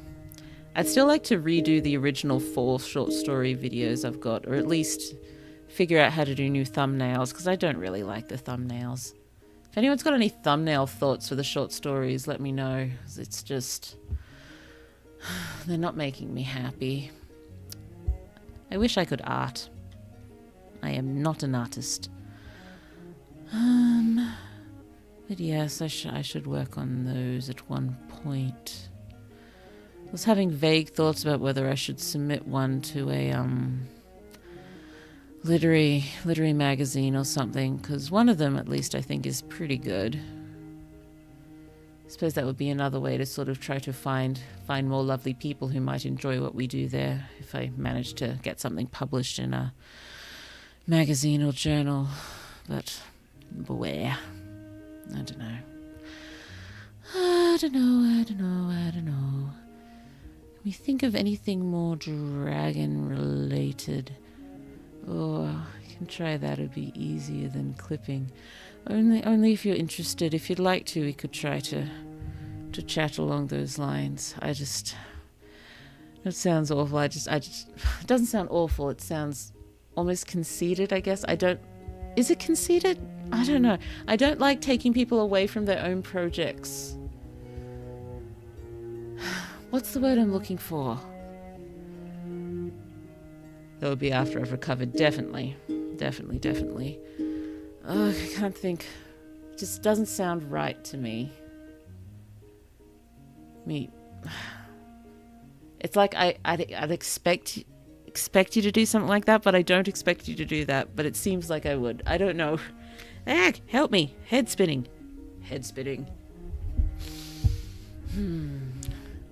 So, size dragons. Closer to Toothless than Saphira. Oh, I'd like to actually be great practice when I get too lazy to do mine. Yeah, it's I've been doing a lot of fiddling around in Canva trying to figure out what the thumbnails would be like for a main magical project. I think I've almost got a layout I like. Just for the short stories, I've got to find a good layout, one that would work with all of them, and then it's mainly the art that's my problem. I'm not a great graphic designer, but I can at least throw something together. I cannot throw something together for art. Sorry, we've just run off into so much chatting as opposed to brainstorming.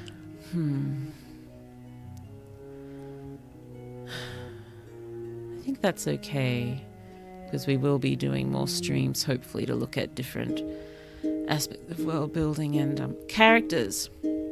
I just want to get a little bit down for each character. I'm just going to have some water.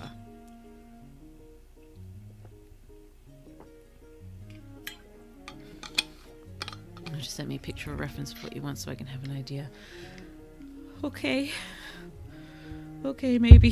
Thank you. I'm so... Why am I apologizing? You're offering. I'm sorry. Ugh. Please don't start an apology counter. I'm doing my best to stop that. I've been doing better, I think. It's yeah. I've been doing better. So, let's just try to get a small sense of the characters. So, introverted, but charismatic. That'll work. How would Lena work as an unfortunate pacifist? Do you think she's a unfortunate pacifist? That would be cool, particularly because she's top of her class, but unwilling, an unwilling member of the military.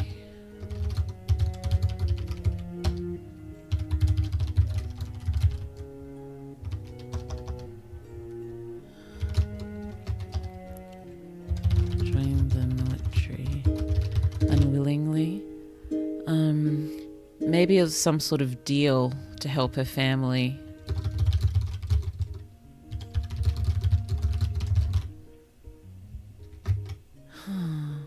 I don't want it to be some sort of threat or anything. Just, yes, if she joined the military, maybe there would be some sort of aid given to her family. Oh dear, I got a cough. I'm just gonna mute the mic, sorry.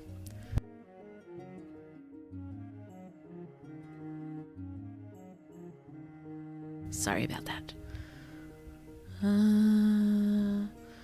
You could actually do that for a lot of your stuff. Turn your work into short stories. Like one-shots you can revisit after you're done. Having them be done is some form that'd be a huge motivator. Oh dear. That would work in theory. But a lot of those stories that I mentioned, I've been working on them for so long and I have so much invested in them. The idea of trying to turn them into shorts sort of hurts a little bit. Oh, maybe your family was part of the military and joined you to peer pressure. Oh, that works. That could work. Okay. So, military family a long way back and joined due to peer pressure. I think that's good. I think that's really good. What does she really want to do? Because that'll come out during the story with Di, probably. Yippee, I made it to a writing stream. Hello, Reaper. So lovely to see you. Oh, I'm going to have to keep going a bit longer now. I don't want to... I was going to stop it at 1 for me, which is in about 10 minutes. But no, let's keep going. Let's keep going for a little while. I may have to pause for a bathroom break soon, though. I hope you're doing well. Okay, do we have any thoughts for what she really wants to do, Olaf? No, don't worry about it. Don't worry about it. I'm so glad you could make it. I know it's not at a great time for you. I'm sorry.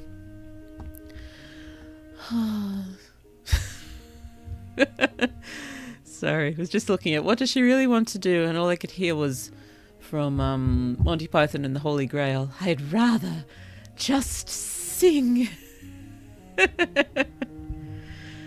It's almost 8 a.m. It's okay. Well, it is now, but when I started, wouldn't it have been like 6 or something? Oh dear.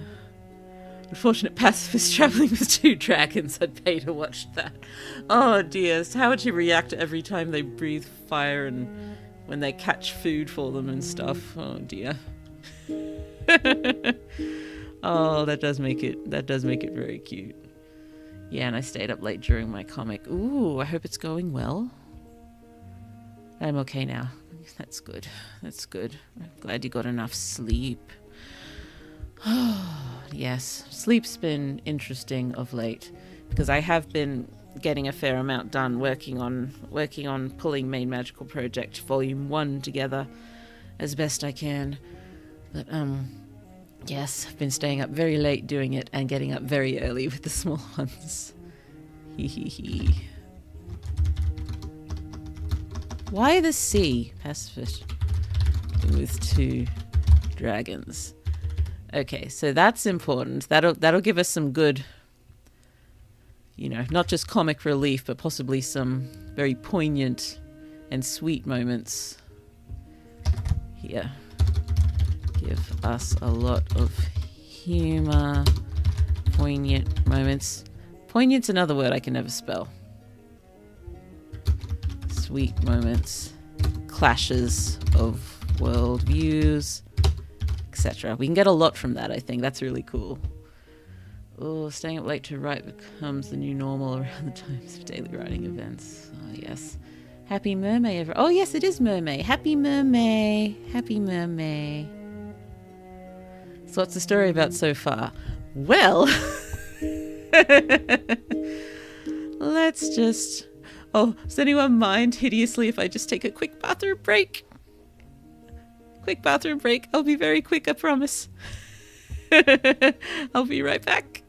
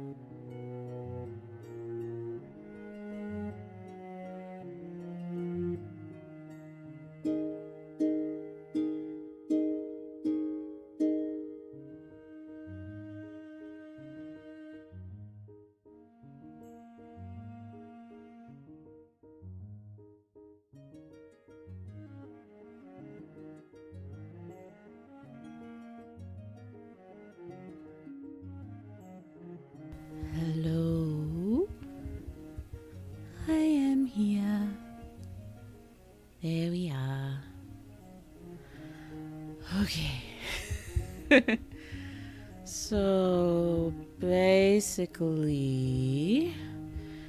yes, a bit of an enemy to ally story between Lena, the human woman, and Dai, a man dragon. And we have, yes, this is a world. This is a world where things aren't going too well. There's not much to eat. The dragons, there's been a bit of an overpopulation of dragons, and all the food's getting taken up, so humans are often fighting off wild dragons, trying to take their livestock and such. But it's started that many dragons have started joining with human society in exchange for food and safety and such. And most of them join up with a human rider and work together to defend their world. But this human, Lena, after graduating top of her class sort of thing at Dragon Rider School, yes, was sort of expected to take Dai, this dragon, as her partner. Humans get to choose. Yeah. Because dragons are still, yes, not seen as fully equal to humans, even though matches and or exceeds them in intelligence. Yeah, dragons sort of broke a promise they made a while ago and moved in to their islands. But yes, the human rejected this dragon and yeah, picked a different one. And this dragon, yeah, took it pretty hard, but had a lovely has a lovely partner. Can I suggest something for the world, or am I too late for that part? Suggest away. All ideas welcome. That we're going to be doing hopefully lots of world building on this in the future, because yes, thinking about planning this and the Dark Academia story with you as much as humanly possible, as in all world building, all character design, the story in as much detail as possible, and then trying to write it on stream, you know, trying maybe to go for an hour as many nights a week as I can until I get it done. But yes, please suggest anything you like. Please do. But yes, the main story will be a rescue mission between this human woman and this dragon, who have to join forces to rescue kidnapped dragons and eggs. And yes, so there's the enemy human civilization as an opponent. There's the wild dragons, which, you know, attack the humans and don't like the other dragons who've joined up with them, and potentially also some internal political conflict that we need to think about.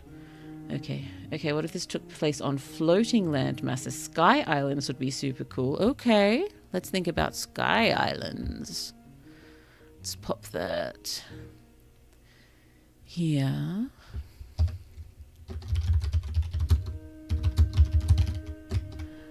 If it's Sky Islands, they'd need to have a way to fly between the islands that's not dragons, because the dragons, I was going to have them dragons as not being native to these islands. So we can think about that.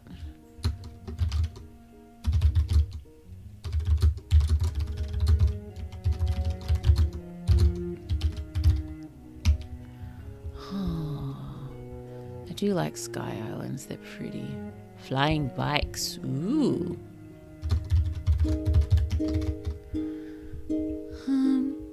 In which case, where is the dragon's homeland? Pedalcopters! I love it. Yeah, I've never written anything with such a... Who are you to tell me that the word pedalcopters doesn't exist? I'm telling you it does. Yes, I've never written anything with such a fantastical setting before, but then that could take care of the majority of the fantasy if it's just in the environment itself. That would be cool. I mean, you know, dragons, but besides that.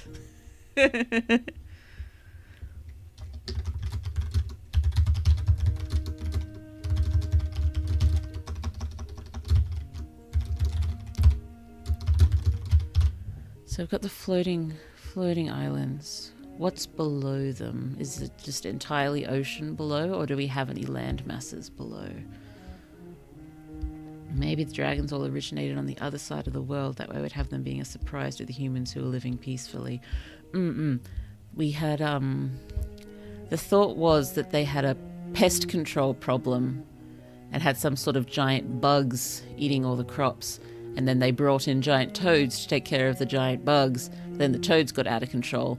And then I want the dragons to just sort of be flying by and see this as sort of an opportunity. And they like the Sky Islands. So they, yes, they promise that they will come in and take care of the giant toads. And I haven't figured out what the humans give them in return yet. But the humans come good on their side of the deal. The dragons do take care of the toads, but they also start eating everything else and moving in and attacking the humans and stealing all their stuff for hordes. So, oh, yes. So dragons. Originally from the other side of the world. So yes, I think I'd played with the idea... we'd played with the idea that potentially they were trying to escape a disease from their world or a plague or something. Maybe the past humans ruined the lands below, so it's vaguely ruined land and lots of ocean. Ooh, pretty. I like. So... oh, yes. So, yes, if sea level's rising... yes, maybe we can see some ruins sticking out of the ocean and such. Yeah.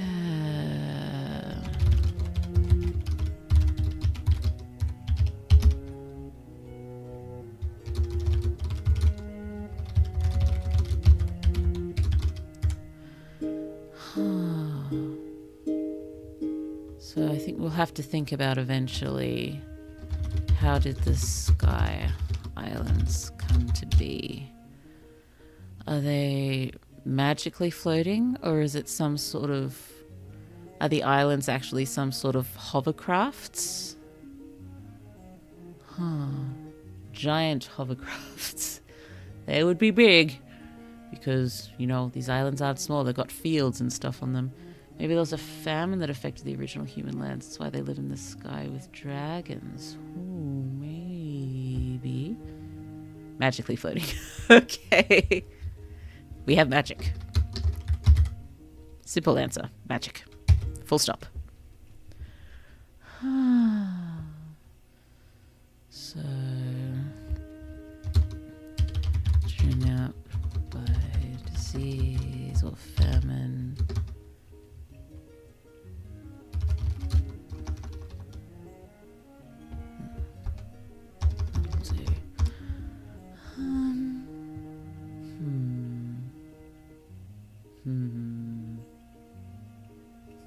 I'm doing that anime thing, the face where you trying to hold a pen between your upper lip and your nose.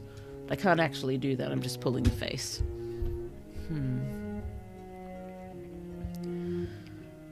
Okay. This is good. Let's I just want to jump down and try to do a little bit more thinking about the characters themselves. Because we haven't thought too much about them yet, so... because, you know, voice is really important to me. And if Lena and Dai are the two leads, we'll be jumping between them. I like the idea of doing, you know, one chapter for Lena, one chapter for Dai. But I've tried that a few times in books and it never quite works out. So Lena, I've got introverted but charismatic, you know, top of her class. The unfortunate pacifist, I think that's a great suggestion. That's going to make things a lot of fun. I think, yes, go with the, she's part of a military family but didn't actually want to join. So we need to figure out what she actually wants to do. And we need it to be something really, really sweet. We also need to find out definitively why she rejected Dai when they were expected to be a pair.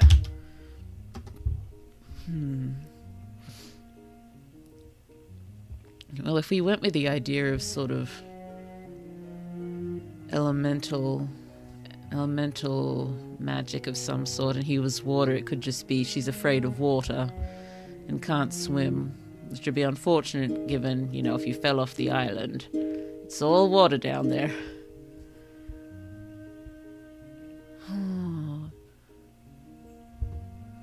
Well, if Lena's introverted and charismatic, then Di could be cold and distant but secretly sweet and assertive. Ooh, yes. Sounds good.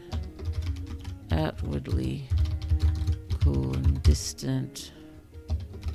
Secretly real sweetheart.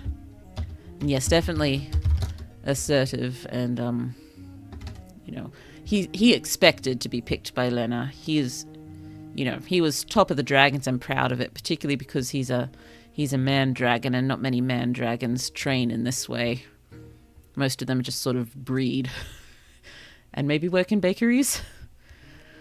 No, I think even the man dragons sort of hatched there often tend to be a bit too aggressive. Basically, it's Tsundere. Yeah. That's Tsundere dragon. That's cute. Let's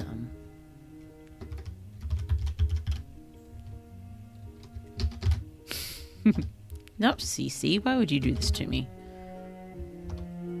Oh, hello, Smiley. There we go. Oh, goodness me, that smile is a bit creepy. Oh.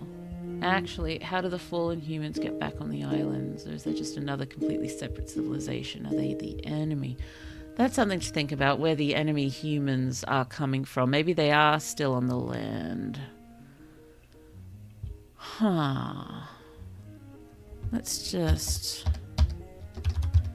Enemy human civilization. Australian English. S not Z. Where do they come from? From the ruined lands below? Possibly.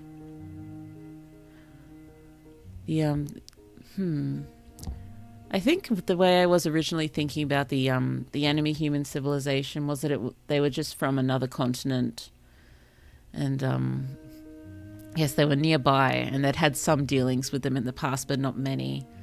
So, not an ally, not peace, but not at war. So they were sort of neutral. That had been my thought.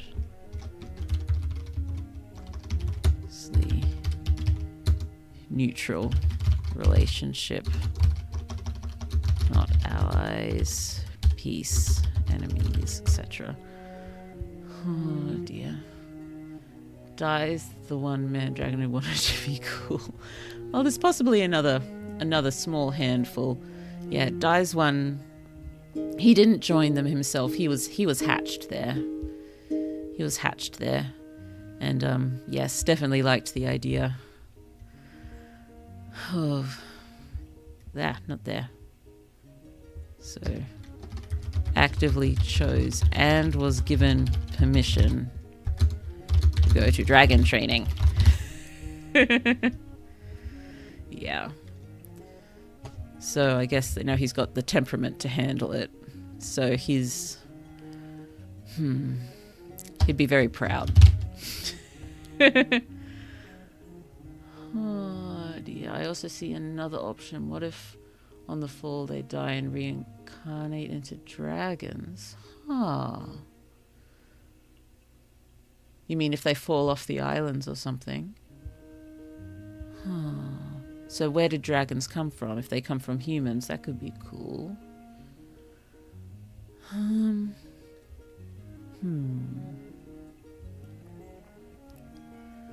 So, do dragons are dragons reincarnated from fallen humans?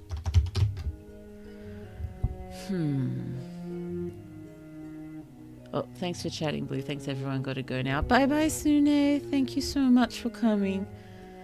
Oh, don't forget to hit me up about the art you need, Blue. Rightio. Rightio, thank you. Oh, maybe the ancestors of the current human populations were the bad ones and left the rest of past humanity to die in the rise of the ocean. Probably. There's only so much room on floating islands, I imagine. Oh dear, where do we go? Humans. Main civilization. Well, as in, main is in the one we're with, as opposed to the enemy one. Oh, instances. Abandoned. Others. Below. Left to die in the rising oceans, etc. We can finalize everything when we do more intensive world building and character designing later on. I think that'll be a good way to go. But yes, at the moment, just throwing down the ideas. The current humans could be neutral but less aggressive. So yes, these aren't the only humans. There's definitely other humans who want their dragon secrets. So just trying to figure out how they fit into this, because that's where the rescue mission will be heading towards, where they are.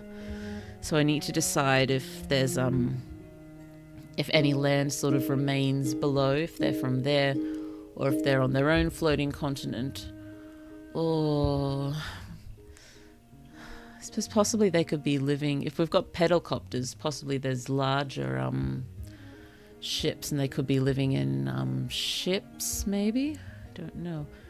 This story now has the lore of Castle in the Sky, with the main plot being how to train your dragon. Well, that's how we do it, isn't it? We're inspired and we mix and match. And we come up with new awesome things.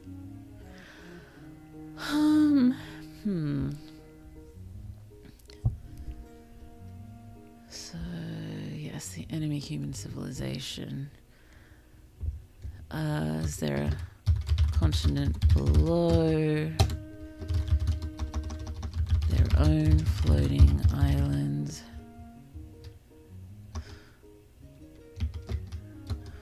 Floating continents.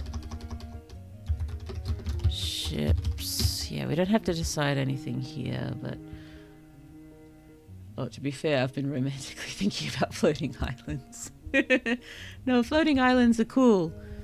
I've never done anything like floating islands, so thank you for suggesting them. It'll be nice to try something I've never thought about before.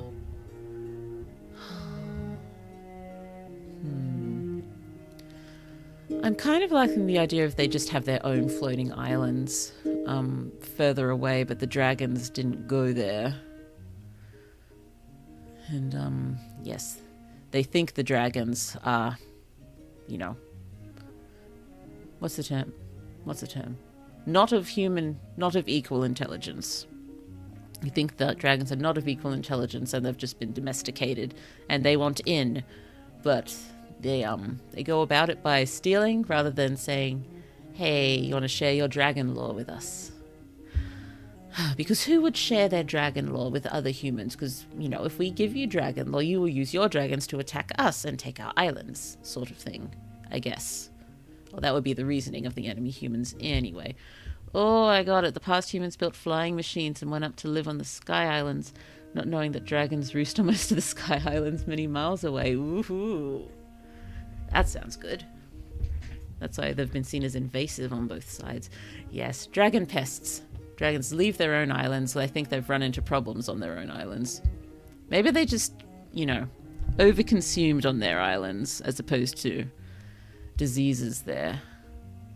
Possibly they're from more northern and southern sort of Sky Islands, and they've come to the more tropical, warmer ones. Are dragons cold-blooded?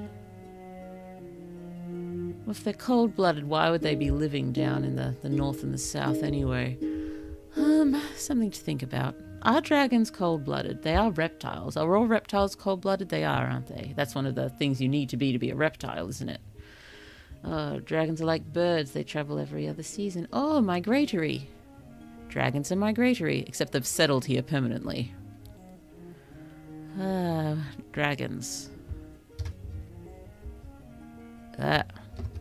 Migratory? Maybe. Oh dear. So many good ideas.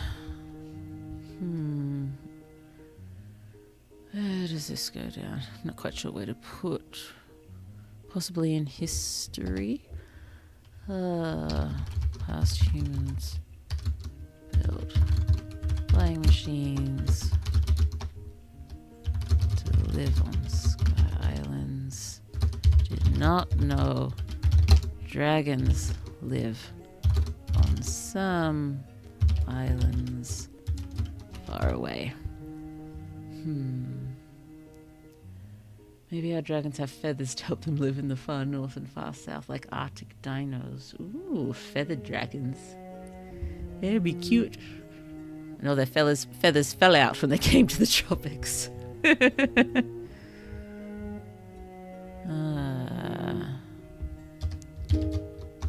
dragons have and shed feathers depending on climate? Oh dear, big yawn coming. Oh, excuse me, I'm so sorry.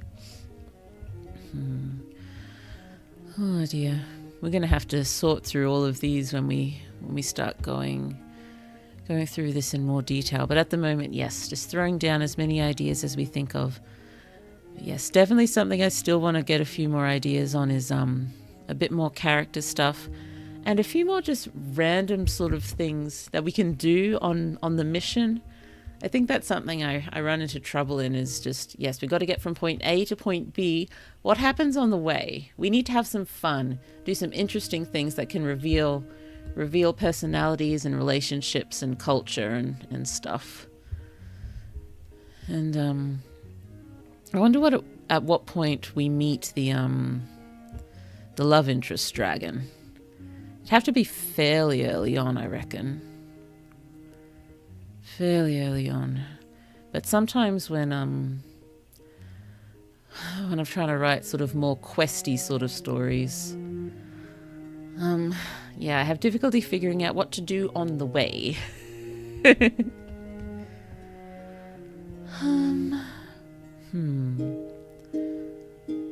So yes, any more thoughts on Lena and Di?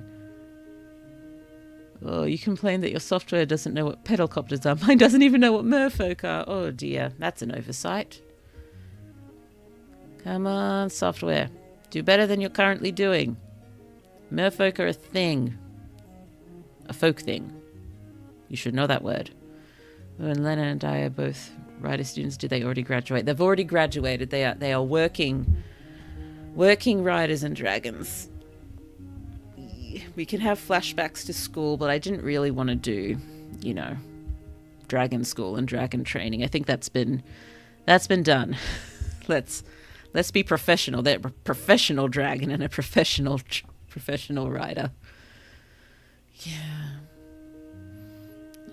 Like I said, I haven't read the Rebecca Yarros books, but is it true that so many of the students die? That just doesn't seem sustainable, that the classes are sort of designed that a certain number of students die. It's just weird. I say it's weird. I don't understand it personally. I don't see how it could be sustainable, and therefore it is not particularly realistic. Oh, maybe they go on a recon mission that takes them to some land in peril. Huh.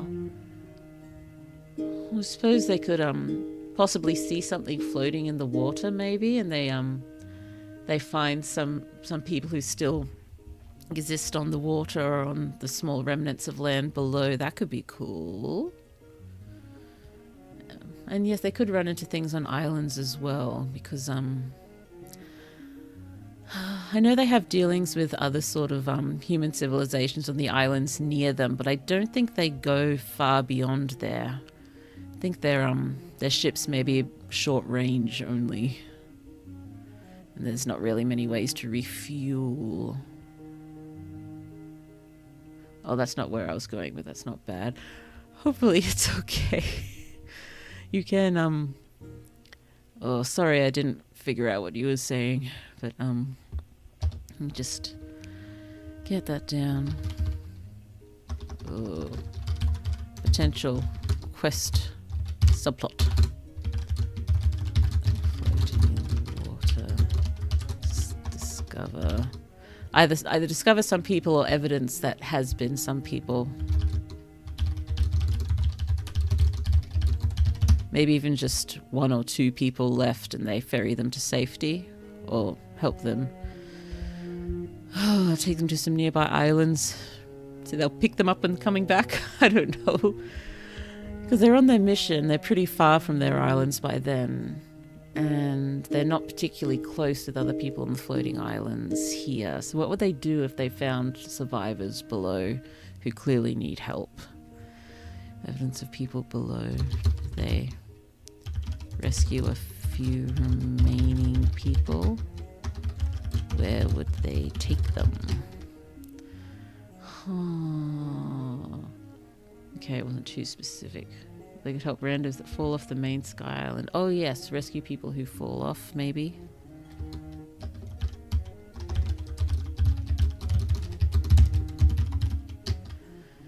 Yes. What were we thinking? It was mentioned that potentially dragons come from humans, are reincarnated humans.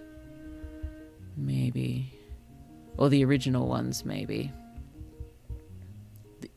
I like the idea that the original dragons maybe came from humans. Original dragons were humans. Oh, food resources and falling have to be the biggest issues next to being nice to their dragon neighbors. Definitely, definitely. Yes. A lot of their food, have to figure out a particular livestock that they've got up there. And, yeah, it's a long way to go for seafood, but I think there would be a lot of fishing and nets and stuff. Like not all the way from the Sky Islands, but, you know, go below to the water. Sheep! I love sheep. Let's do sheep. Well, sheep are particularly good because you also get the wool. Lovely wool. We can crochet. Dragon crochet. We have the crochet stuff for the dragons. Crochet nice things for dragons, like yarn bomb the dragons.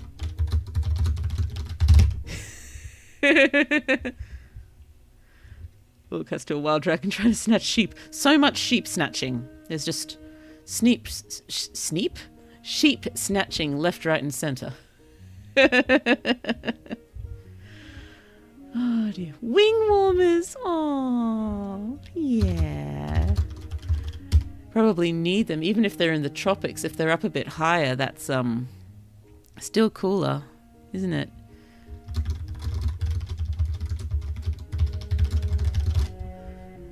Okay, let's get to food.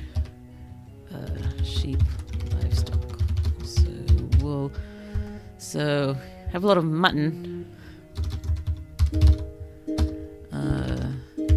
Seafood. So they keep some kelp farms below or something. I like kelp. See a lot of seaweed and kelp in my magical project. Kelp could save the world. Let's go with kelp. Kelp farms. And any kind of crops. There's minimal space, I imagine, on the floating islands, but I do want some sort of crops. Oh, if we want stuff from mythology, should dragons' weaknesses be sulfur? Oh, I hadn't thought about their weaknesses. Let's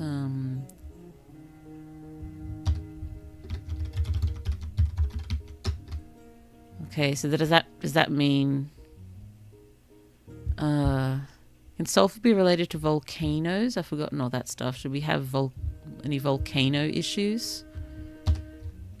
A volcanic problem at one point. Huh.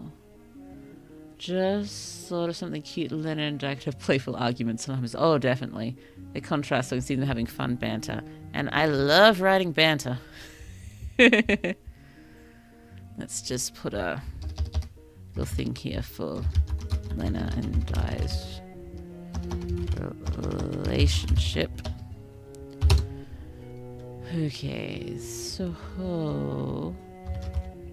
playful arguments and some not so playful. Fun banter.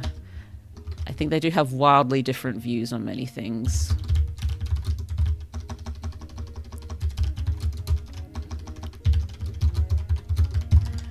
Well, if she's in the military and she's actually pacifist, I think Di would be a little bit, well, not quite military obsessed, but along those sort of lines. And, you know, it's an honor to be serving here.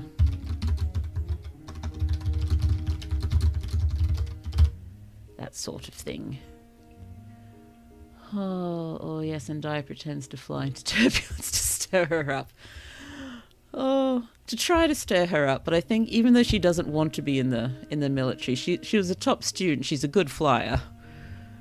But yeah, lots of Di trying to shake her, and not quite succeeding.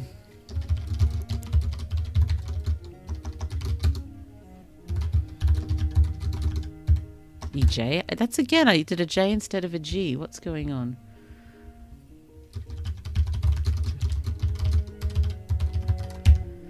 So does that mean, you know, despite the outwardly cool and distant, secretly a sweetheart, asserted Sundra, is he also a bit of a rascal? Can be a bit of a rascal. when he's comfortable with someone. That's his real personality. Otherwise he'd be like, you know, military proper. I think they'd actually both be quite military proper under observation, but when left to their own devices to be themselves, neither of them are particularly like that.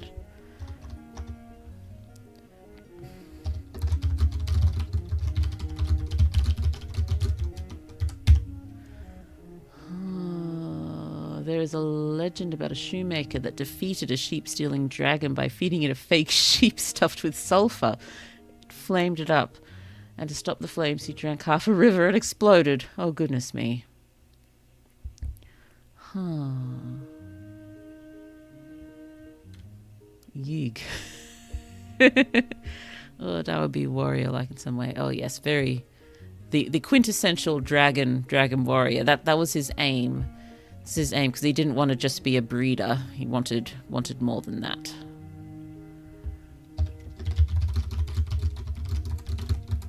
Well, I feel like I should put that in inverted commas.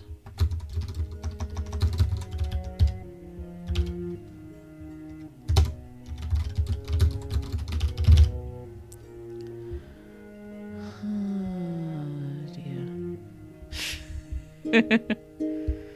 The dragon drank the river. Yes.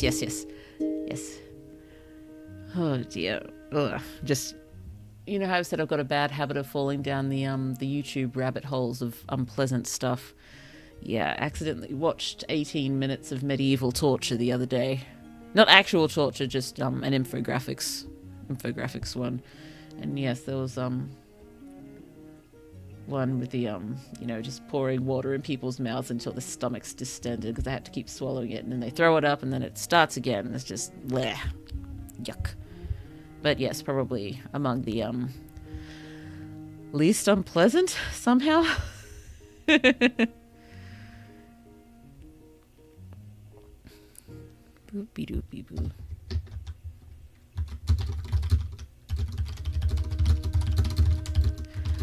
Actually, yes, with Lena being such a pacifist and, you know, trying to settle things nicely, should be a huge surprise to Di, because they don't actually know each other very well at this point, and he'd think that she's all warrior-like and cold and all that as well, because he would have built up an image of her in his mind, of this woman who rejected him. And yeah, And he just finds, she's just really quiet and nice.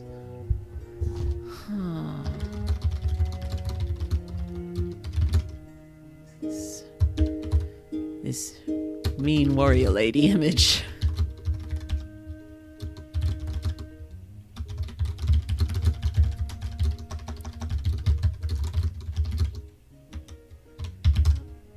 Quiet and gentle, etc. Oh.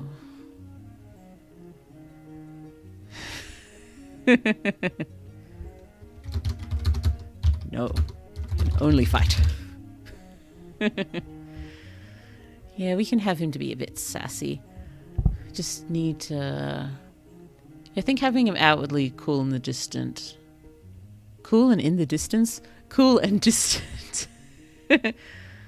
Yeah, having him sassy there as well. That should work. That should work.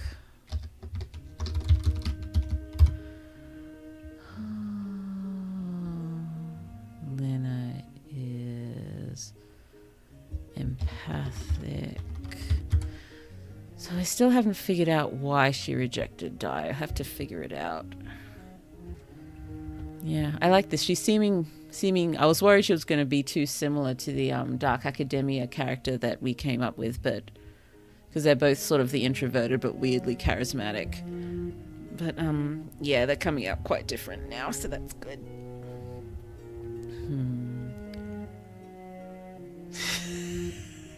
Sorry. I'd be like, typical humans thinking all we do is mate dirty-minded weirdos.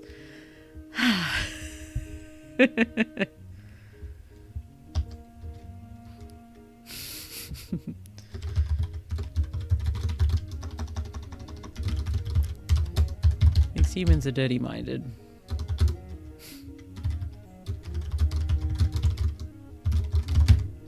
Mating. Particularly dragons mating. It's weird. Oh, she might not want to have an active role in the military, but due to her success and family history was chosen to be a writer. Oh, I think so. Yes, that's good. Oh, here we are. Ah, go away. I clicked something. Was specifically chosen as writer due to her success and family history, and couldn't handle the confrontation it would take to turn down the offer. Maybe she thought he was too scary and didn't think he'd actually be secretly kind-hearted. Oh, she turned him down because she was afraid of him. Oh, that's sad. Sad and sweet, and yeah. I mean, possibly her family could have had bad experience with male dragons, because generally they're the ones who attack, and she just feels more comfortable with female dragons. I suppose there's not really a problem with that. Me was afraid of him. Some bad experience with male dragons. More comfortable with female dragons. I think just having a simple explanation like that would work. I think he'd actually be a sweetheart. Oh, the whole character romance arc could just be about judging someone on their image or reputation without actually seeing past that. So the whole story is them getting to know each other. Yes, they're platonic relationship. I do want Dai to actually have... We want a full-on dragon romance here. Yeah, I'll go down to that in a sec. But where's their relationship? Here we are.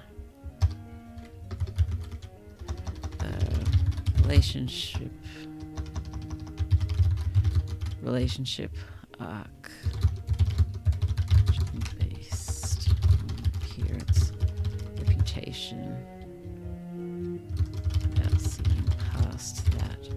A lot of the mission is them getting over their past judgments of each other and actually to know and like So I want them to have a serious, they're besties by the end of this.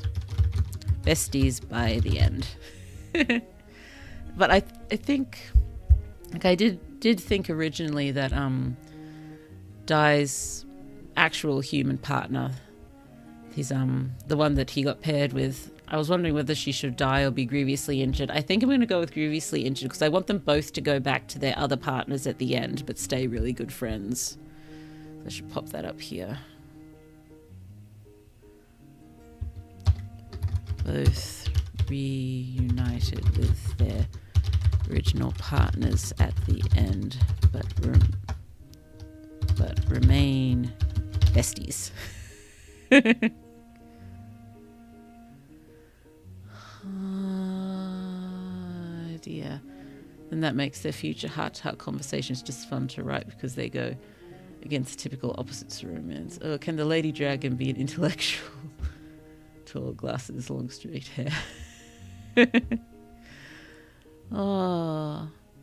Which lady dragon? Do you mean Dai's love interest, or do you mean Lena's original partner?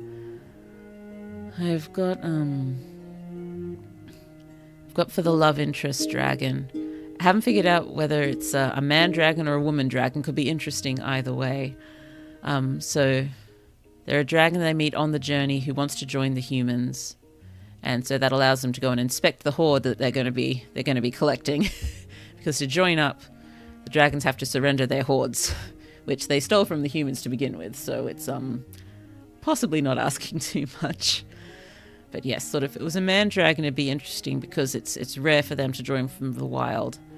If it's a woman dragon, it would separate her from her group, and that's right. If it was a woman dragon, I'd want her to be a serious flirt. Okay. I mean, I'd like them to be an intellectual. I mean, both Dai and Lena are very, very intelligent. But maybe an more of an academic, or a dragon who's interested in science or something, and they don't really do that. A dragon interested in the science and technology. That could be fun. And, oh yes. Okay, if it's a woman dragon, it's got to be a flirt. If it's a man dragon, it's got to be really painfully shy. Because I said so. Dai's love interest could be super into history, and that way the audience has a voice to talk about the law. Ooh, history buff.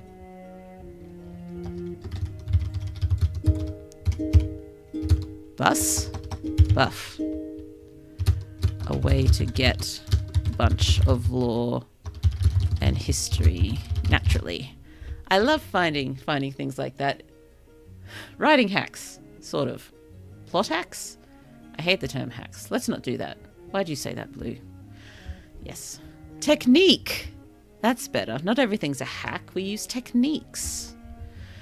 Yes, I love finding ways to get things to come out naturally. Yes, I hate just info dumping.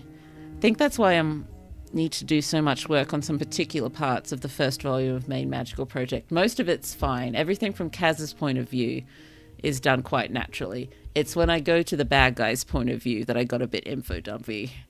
So, yeah, I gotta work on that. I have plenty of ideas. It'll just make it longer. But that's okay, because the first volume will be a lot shorter than volume 2 and 3. So, yeah, this will bring it out a bit.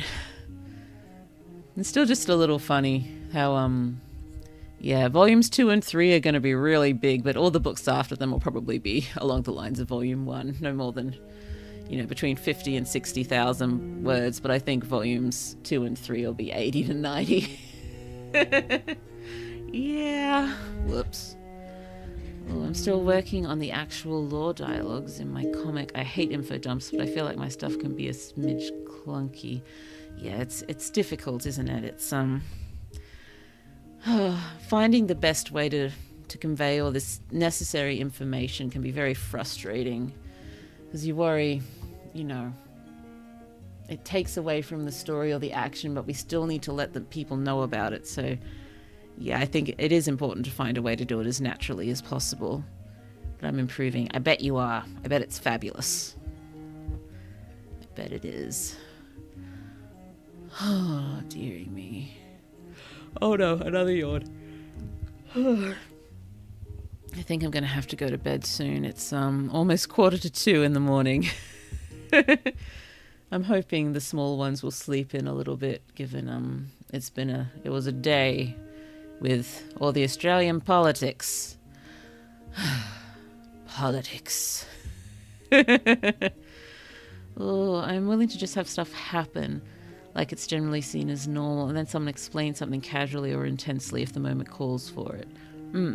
If they're really related, I think, the person has to be very related to the information, either, as you said, a history buff, or they're in it deep for some reason.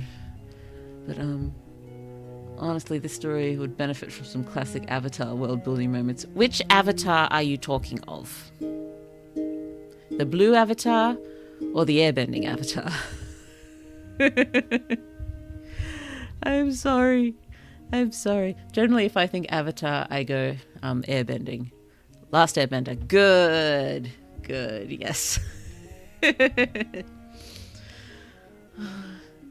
Did something sound vaguely sinister about that chuckle I just did?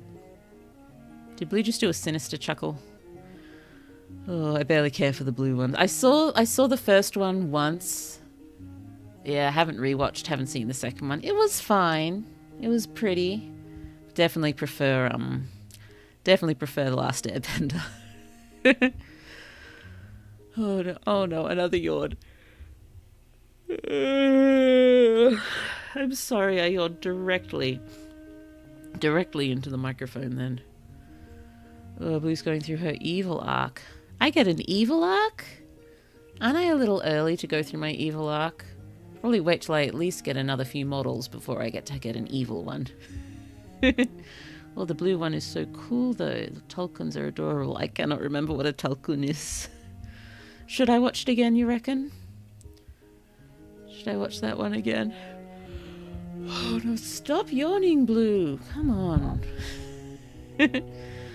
Oh, knowing my luck, the moment I stop streaming, small one two's gonna wake up wanting a bottle. Oh dear. I'm hoping he's gonna last through the night, since he went to bed a little later than normal and he had a full bottle just before. I did clean the bottles, didn't I? I cleaned the bottles and I've filled them with boiled water. We're fine. I did all that already. I ate so much chocolate watching the election because I don't drink, so just so much chocolate. Oh, the first movie was okay outside the visuals. I just think the whole Dances with Wolves storyline was kind of meh, fair enough. Hi, Creative Fish. Hello. Yeah, stop yawning. I just woke up. Don't make me catch the sleep again. I'm sorry. Oh, you just woke up and you're here and I'm just about to finish. I'm so sorry. We've been talking dragons, mostly. We've gone off on quite a few tangents, though. So, yes. The current plan is to use this and also the Dark Academia story to do a few, I guess sort of a series of story planning, world building streams, and then try to use all that to write these stories on stream somehow. I think I'll just have to sort of pick a time where I, can potentially take a little bit of time away from main magical project. And I know if I was only doing, an hour or so each day and strictly keeping myself to that, it should be all right. Dark Academia and Dragons. I miss Dark Academia and Dragons. I'm devastated. Please don't be. The VODs are there, and please put any thoughts you have in either the comments or on the Discord. And plus, yes, planning on having more streams related to those where we can do as much planning as possible, all the world building, all the character planning, and then even the story planning as much as we can, and then we'll try to write.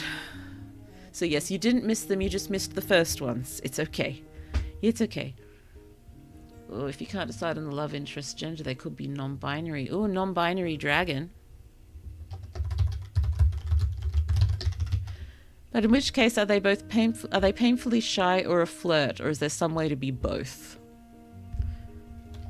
Can you be painfully shy and a flirt?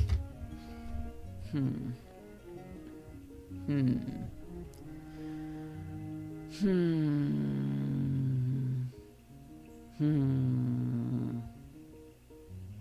you? Yes. Thank you.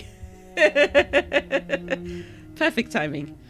Painfully shy and an awkward flirt. Oh, cute. Oh, cute. So cute.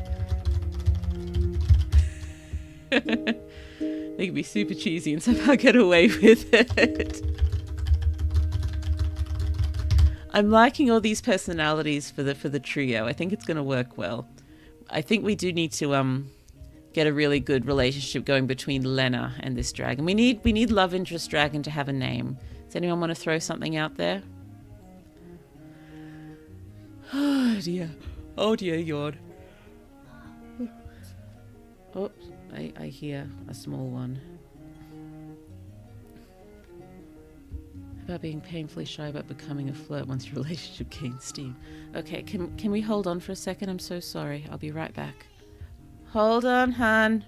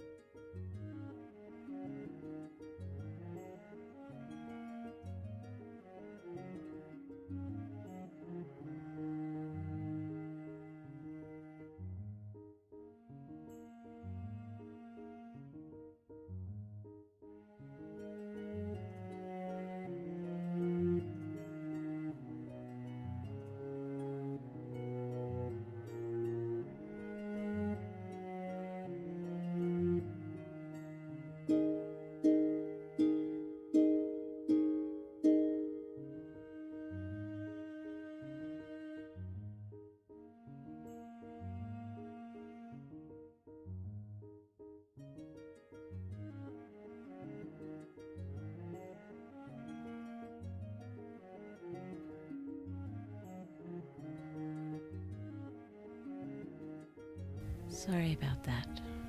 I am back. Oh dear.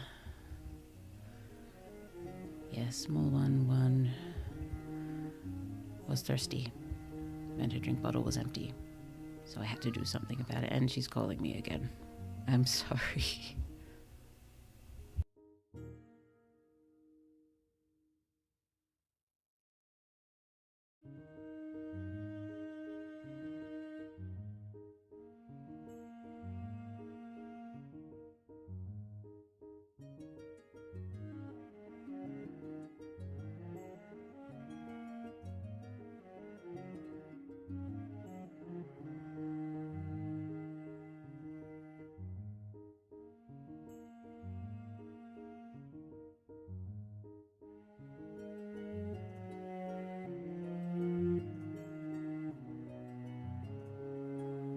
Again, sorry. Small one couldn't find her purple octopus, but I located it in record time. It was shoved under the sheet. There was a very soft, squishy lump there, so yes, octopus located. Oh, dearie me. Here we are. Just got to have one ear out so I can hear. Just in case. Hopefully she'll fall asleep fairly quickly. Poor thing. Okay, dragon names. Sorry. Okay. Let's pop both down.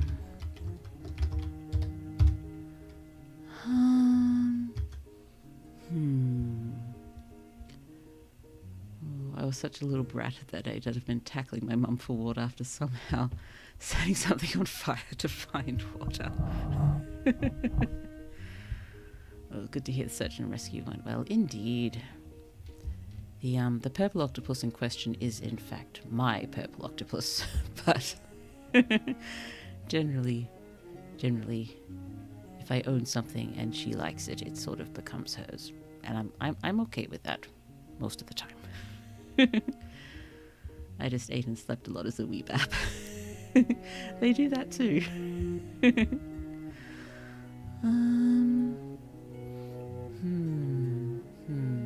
Name. Oh dear. Oh dear, that small one too, woken up. We're just not having any luck here, are we? I think I'm going to have to call it. Well, dang. And there's 7 lovelies here too. I'm so sorry. I'm so sorry. But yes, I think small one too is starting to cry. So he's going to want a bottle and a change. So, dragon name suggestion. Indistinguishable roar followed by a puff of fire breath. Yes, that works too. That reminds me a bit of my space cat names. It's always, you can call me this or you can call me this. And Kaz at one point asked, why do you say that? Why don't you give me your actual name? It's like, because, it would turn your brain inside out. You can't actually comprehend our names. Oh, that's okay. The small ones come first. Thank you. And it was nice anyway. I'm glad. And at least we've gotten a start on this. And yes, I'm so sorry. If you miss some, hopefully you'll watch the VOD and it will be lovely for you. And the Dark Academia one, and I will start trying to figure out some sort of schedule for planning these. I don't know whether to do back and forth planning or stick to one for a while. Either way, we'll plan both as much as possible and then try to write them. Oh, there are draconian conlings like that. Imagine there are. Oh, the smaller one is making up. Exactly. So yeah, let's just jump over here. And I'll turn off the background music. And what am I doing down here? Let's come up here and just quickly sing our goodbyes. Oh dear. Oh dear. Oh dear. Here we go. Found my lyrics. Thank you so much for coming. This was so much fun. Yes, there's not many things I like more than planning stories. And with all of you, it's even better. So thank you so much. We'll work on this and the Dark Academia one as we can. It'll save Blue's brain from trying to come up with fun stuff to do, because we'll always have something fun to do planning stories together. And wherever you are in the world, good night to you, good evening, good afternoon, good morning, and I hope the rest of your day is absolutely lovely, because that is what you deserve. We've almost hit 3 hours. That's pretty long, isn't it? Thank you so much. Thank you so much. Of all the money that e'er I have spent it in good company. Oh, and all the harm I've ever done, alas, it was to none but me. And all I've done for want of wit, to memory now I can't recall. So fill to me the parting glass. Good night and joy be to you all. Well, that could have been a lot worse, considering my voice hasn't completely recovered from being sick yet.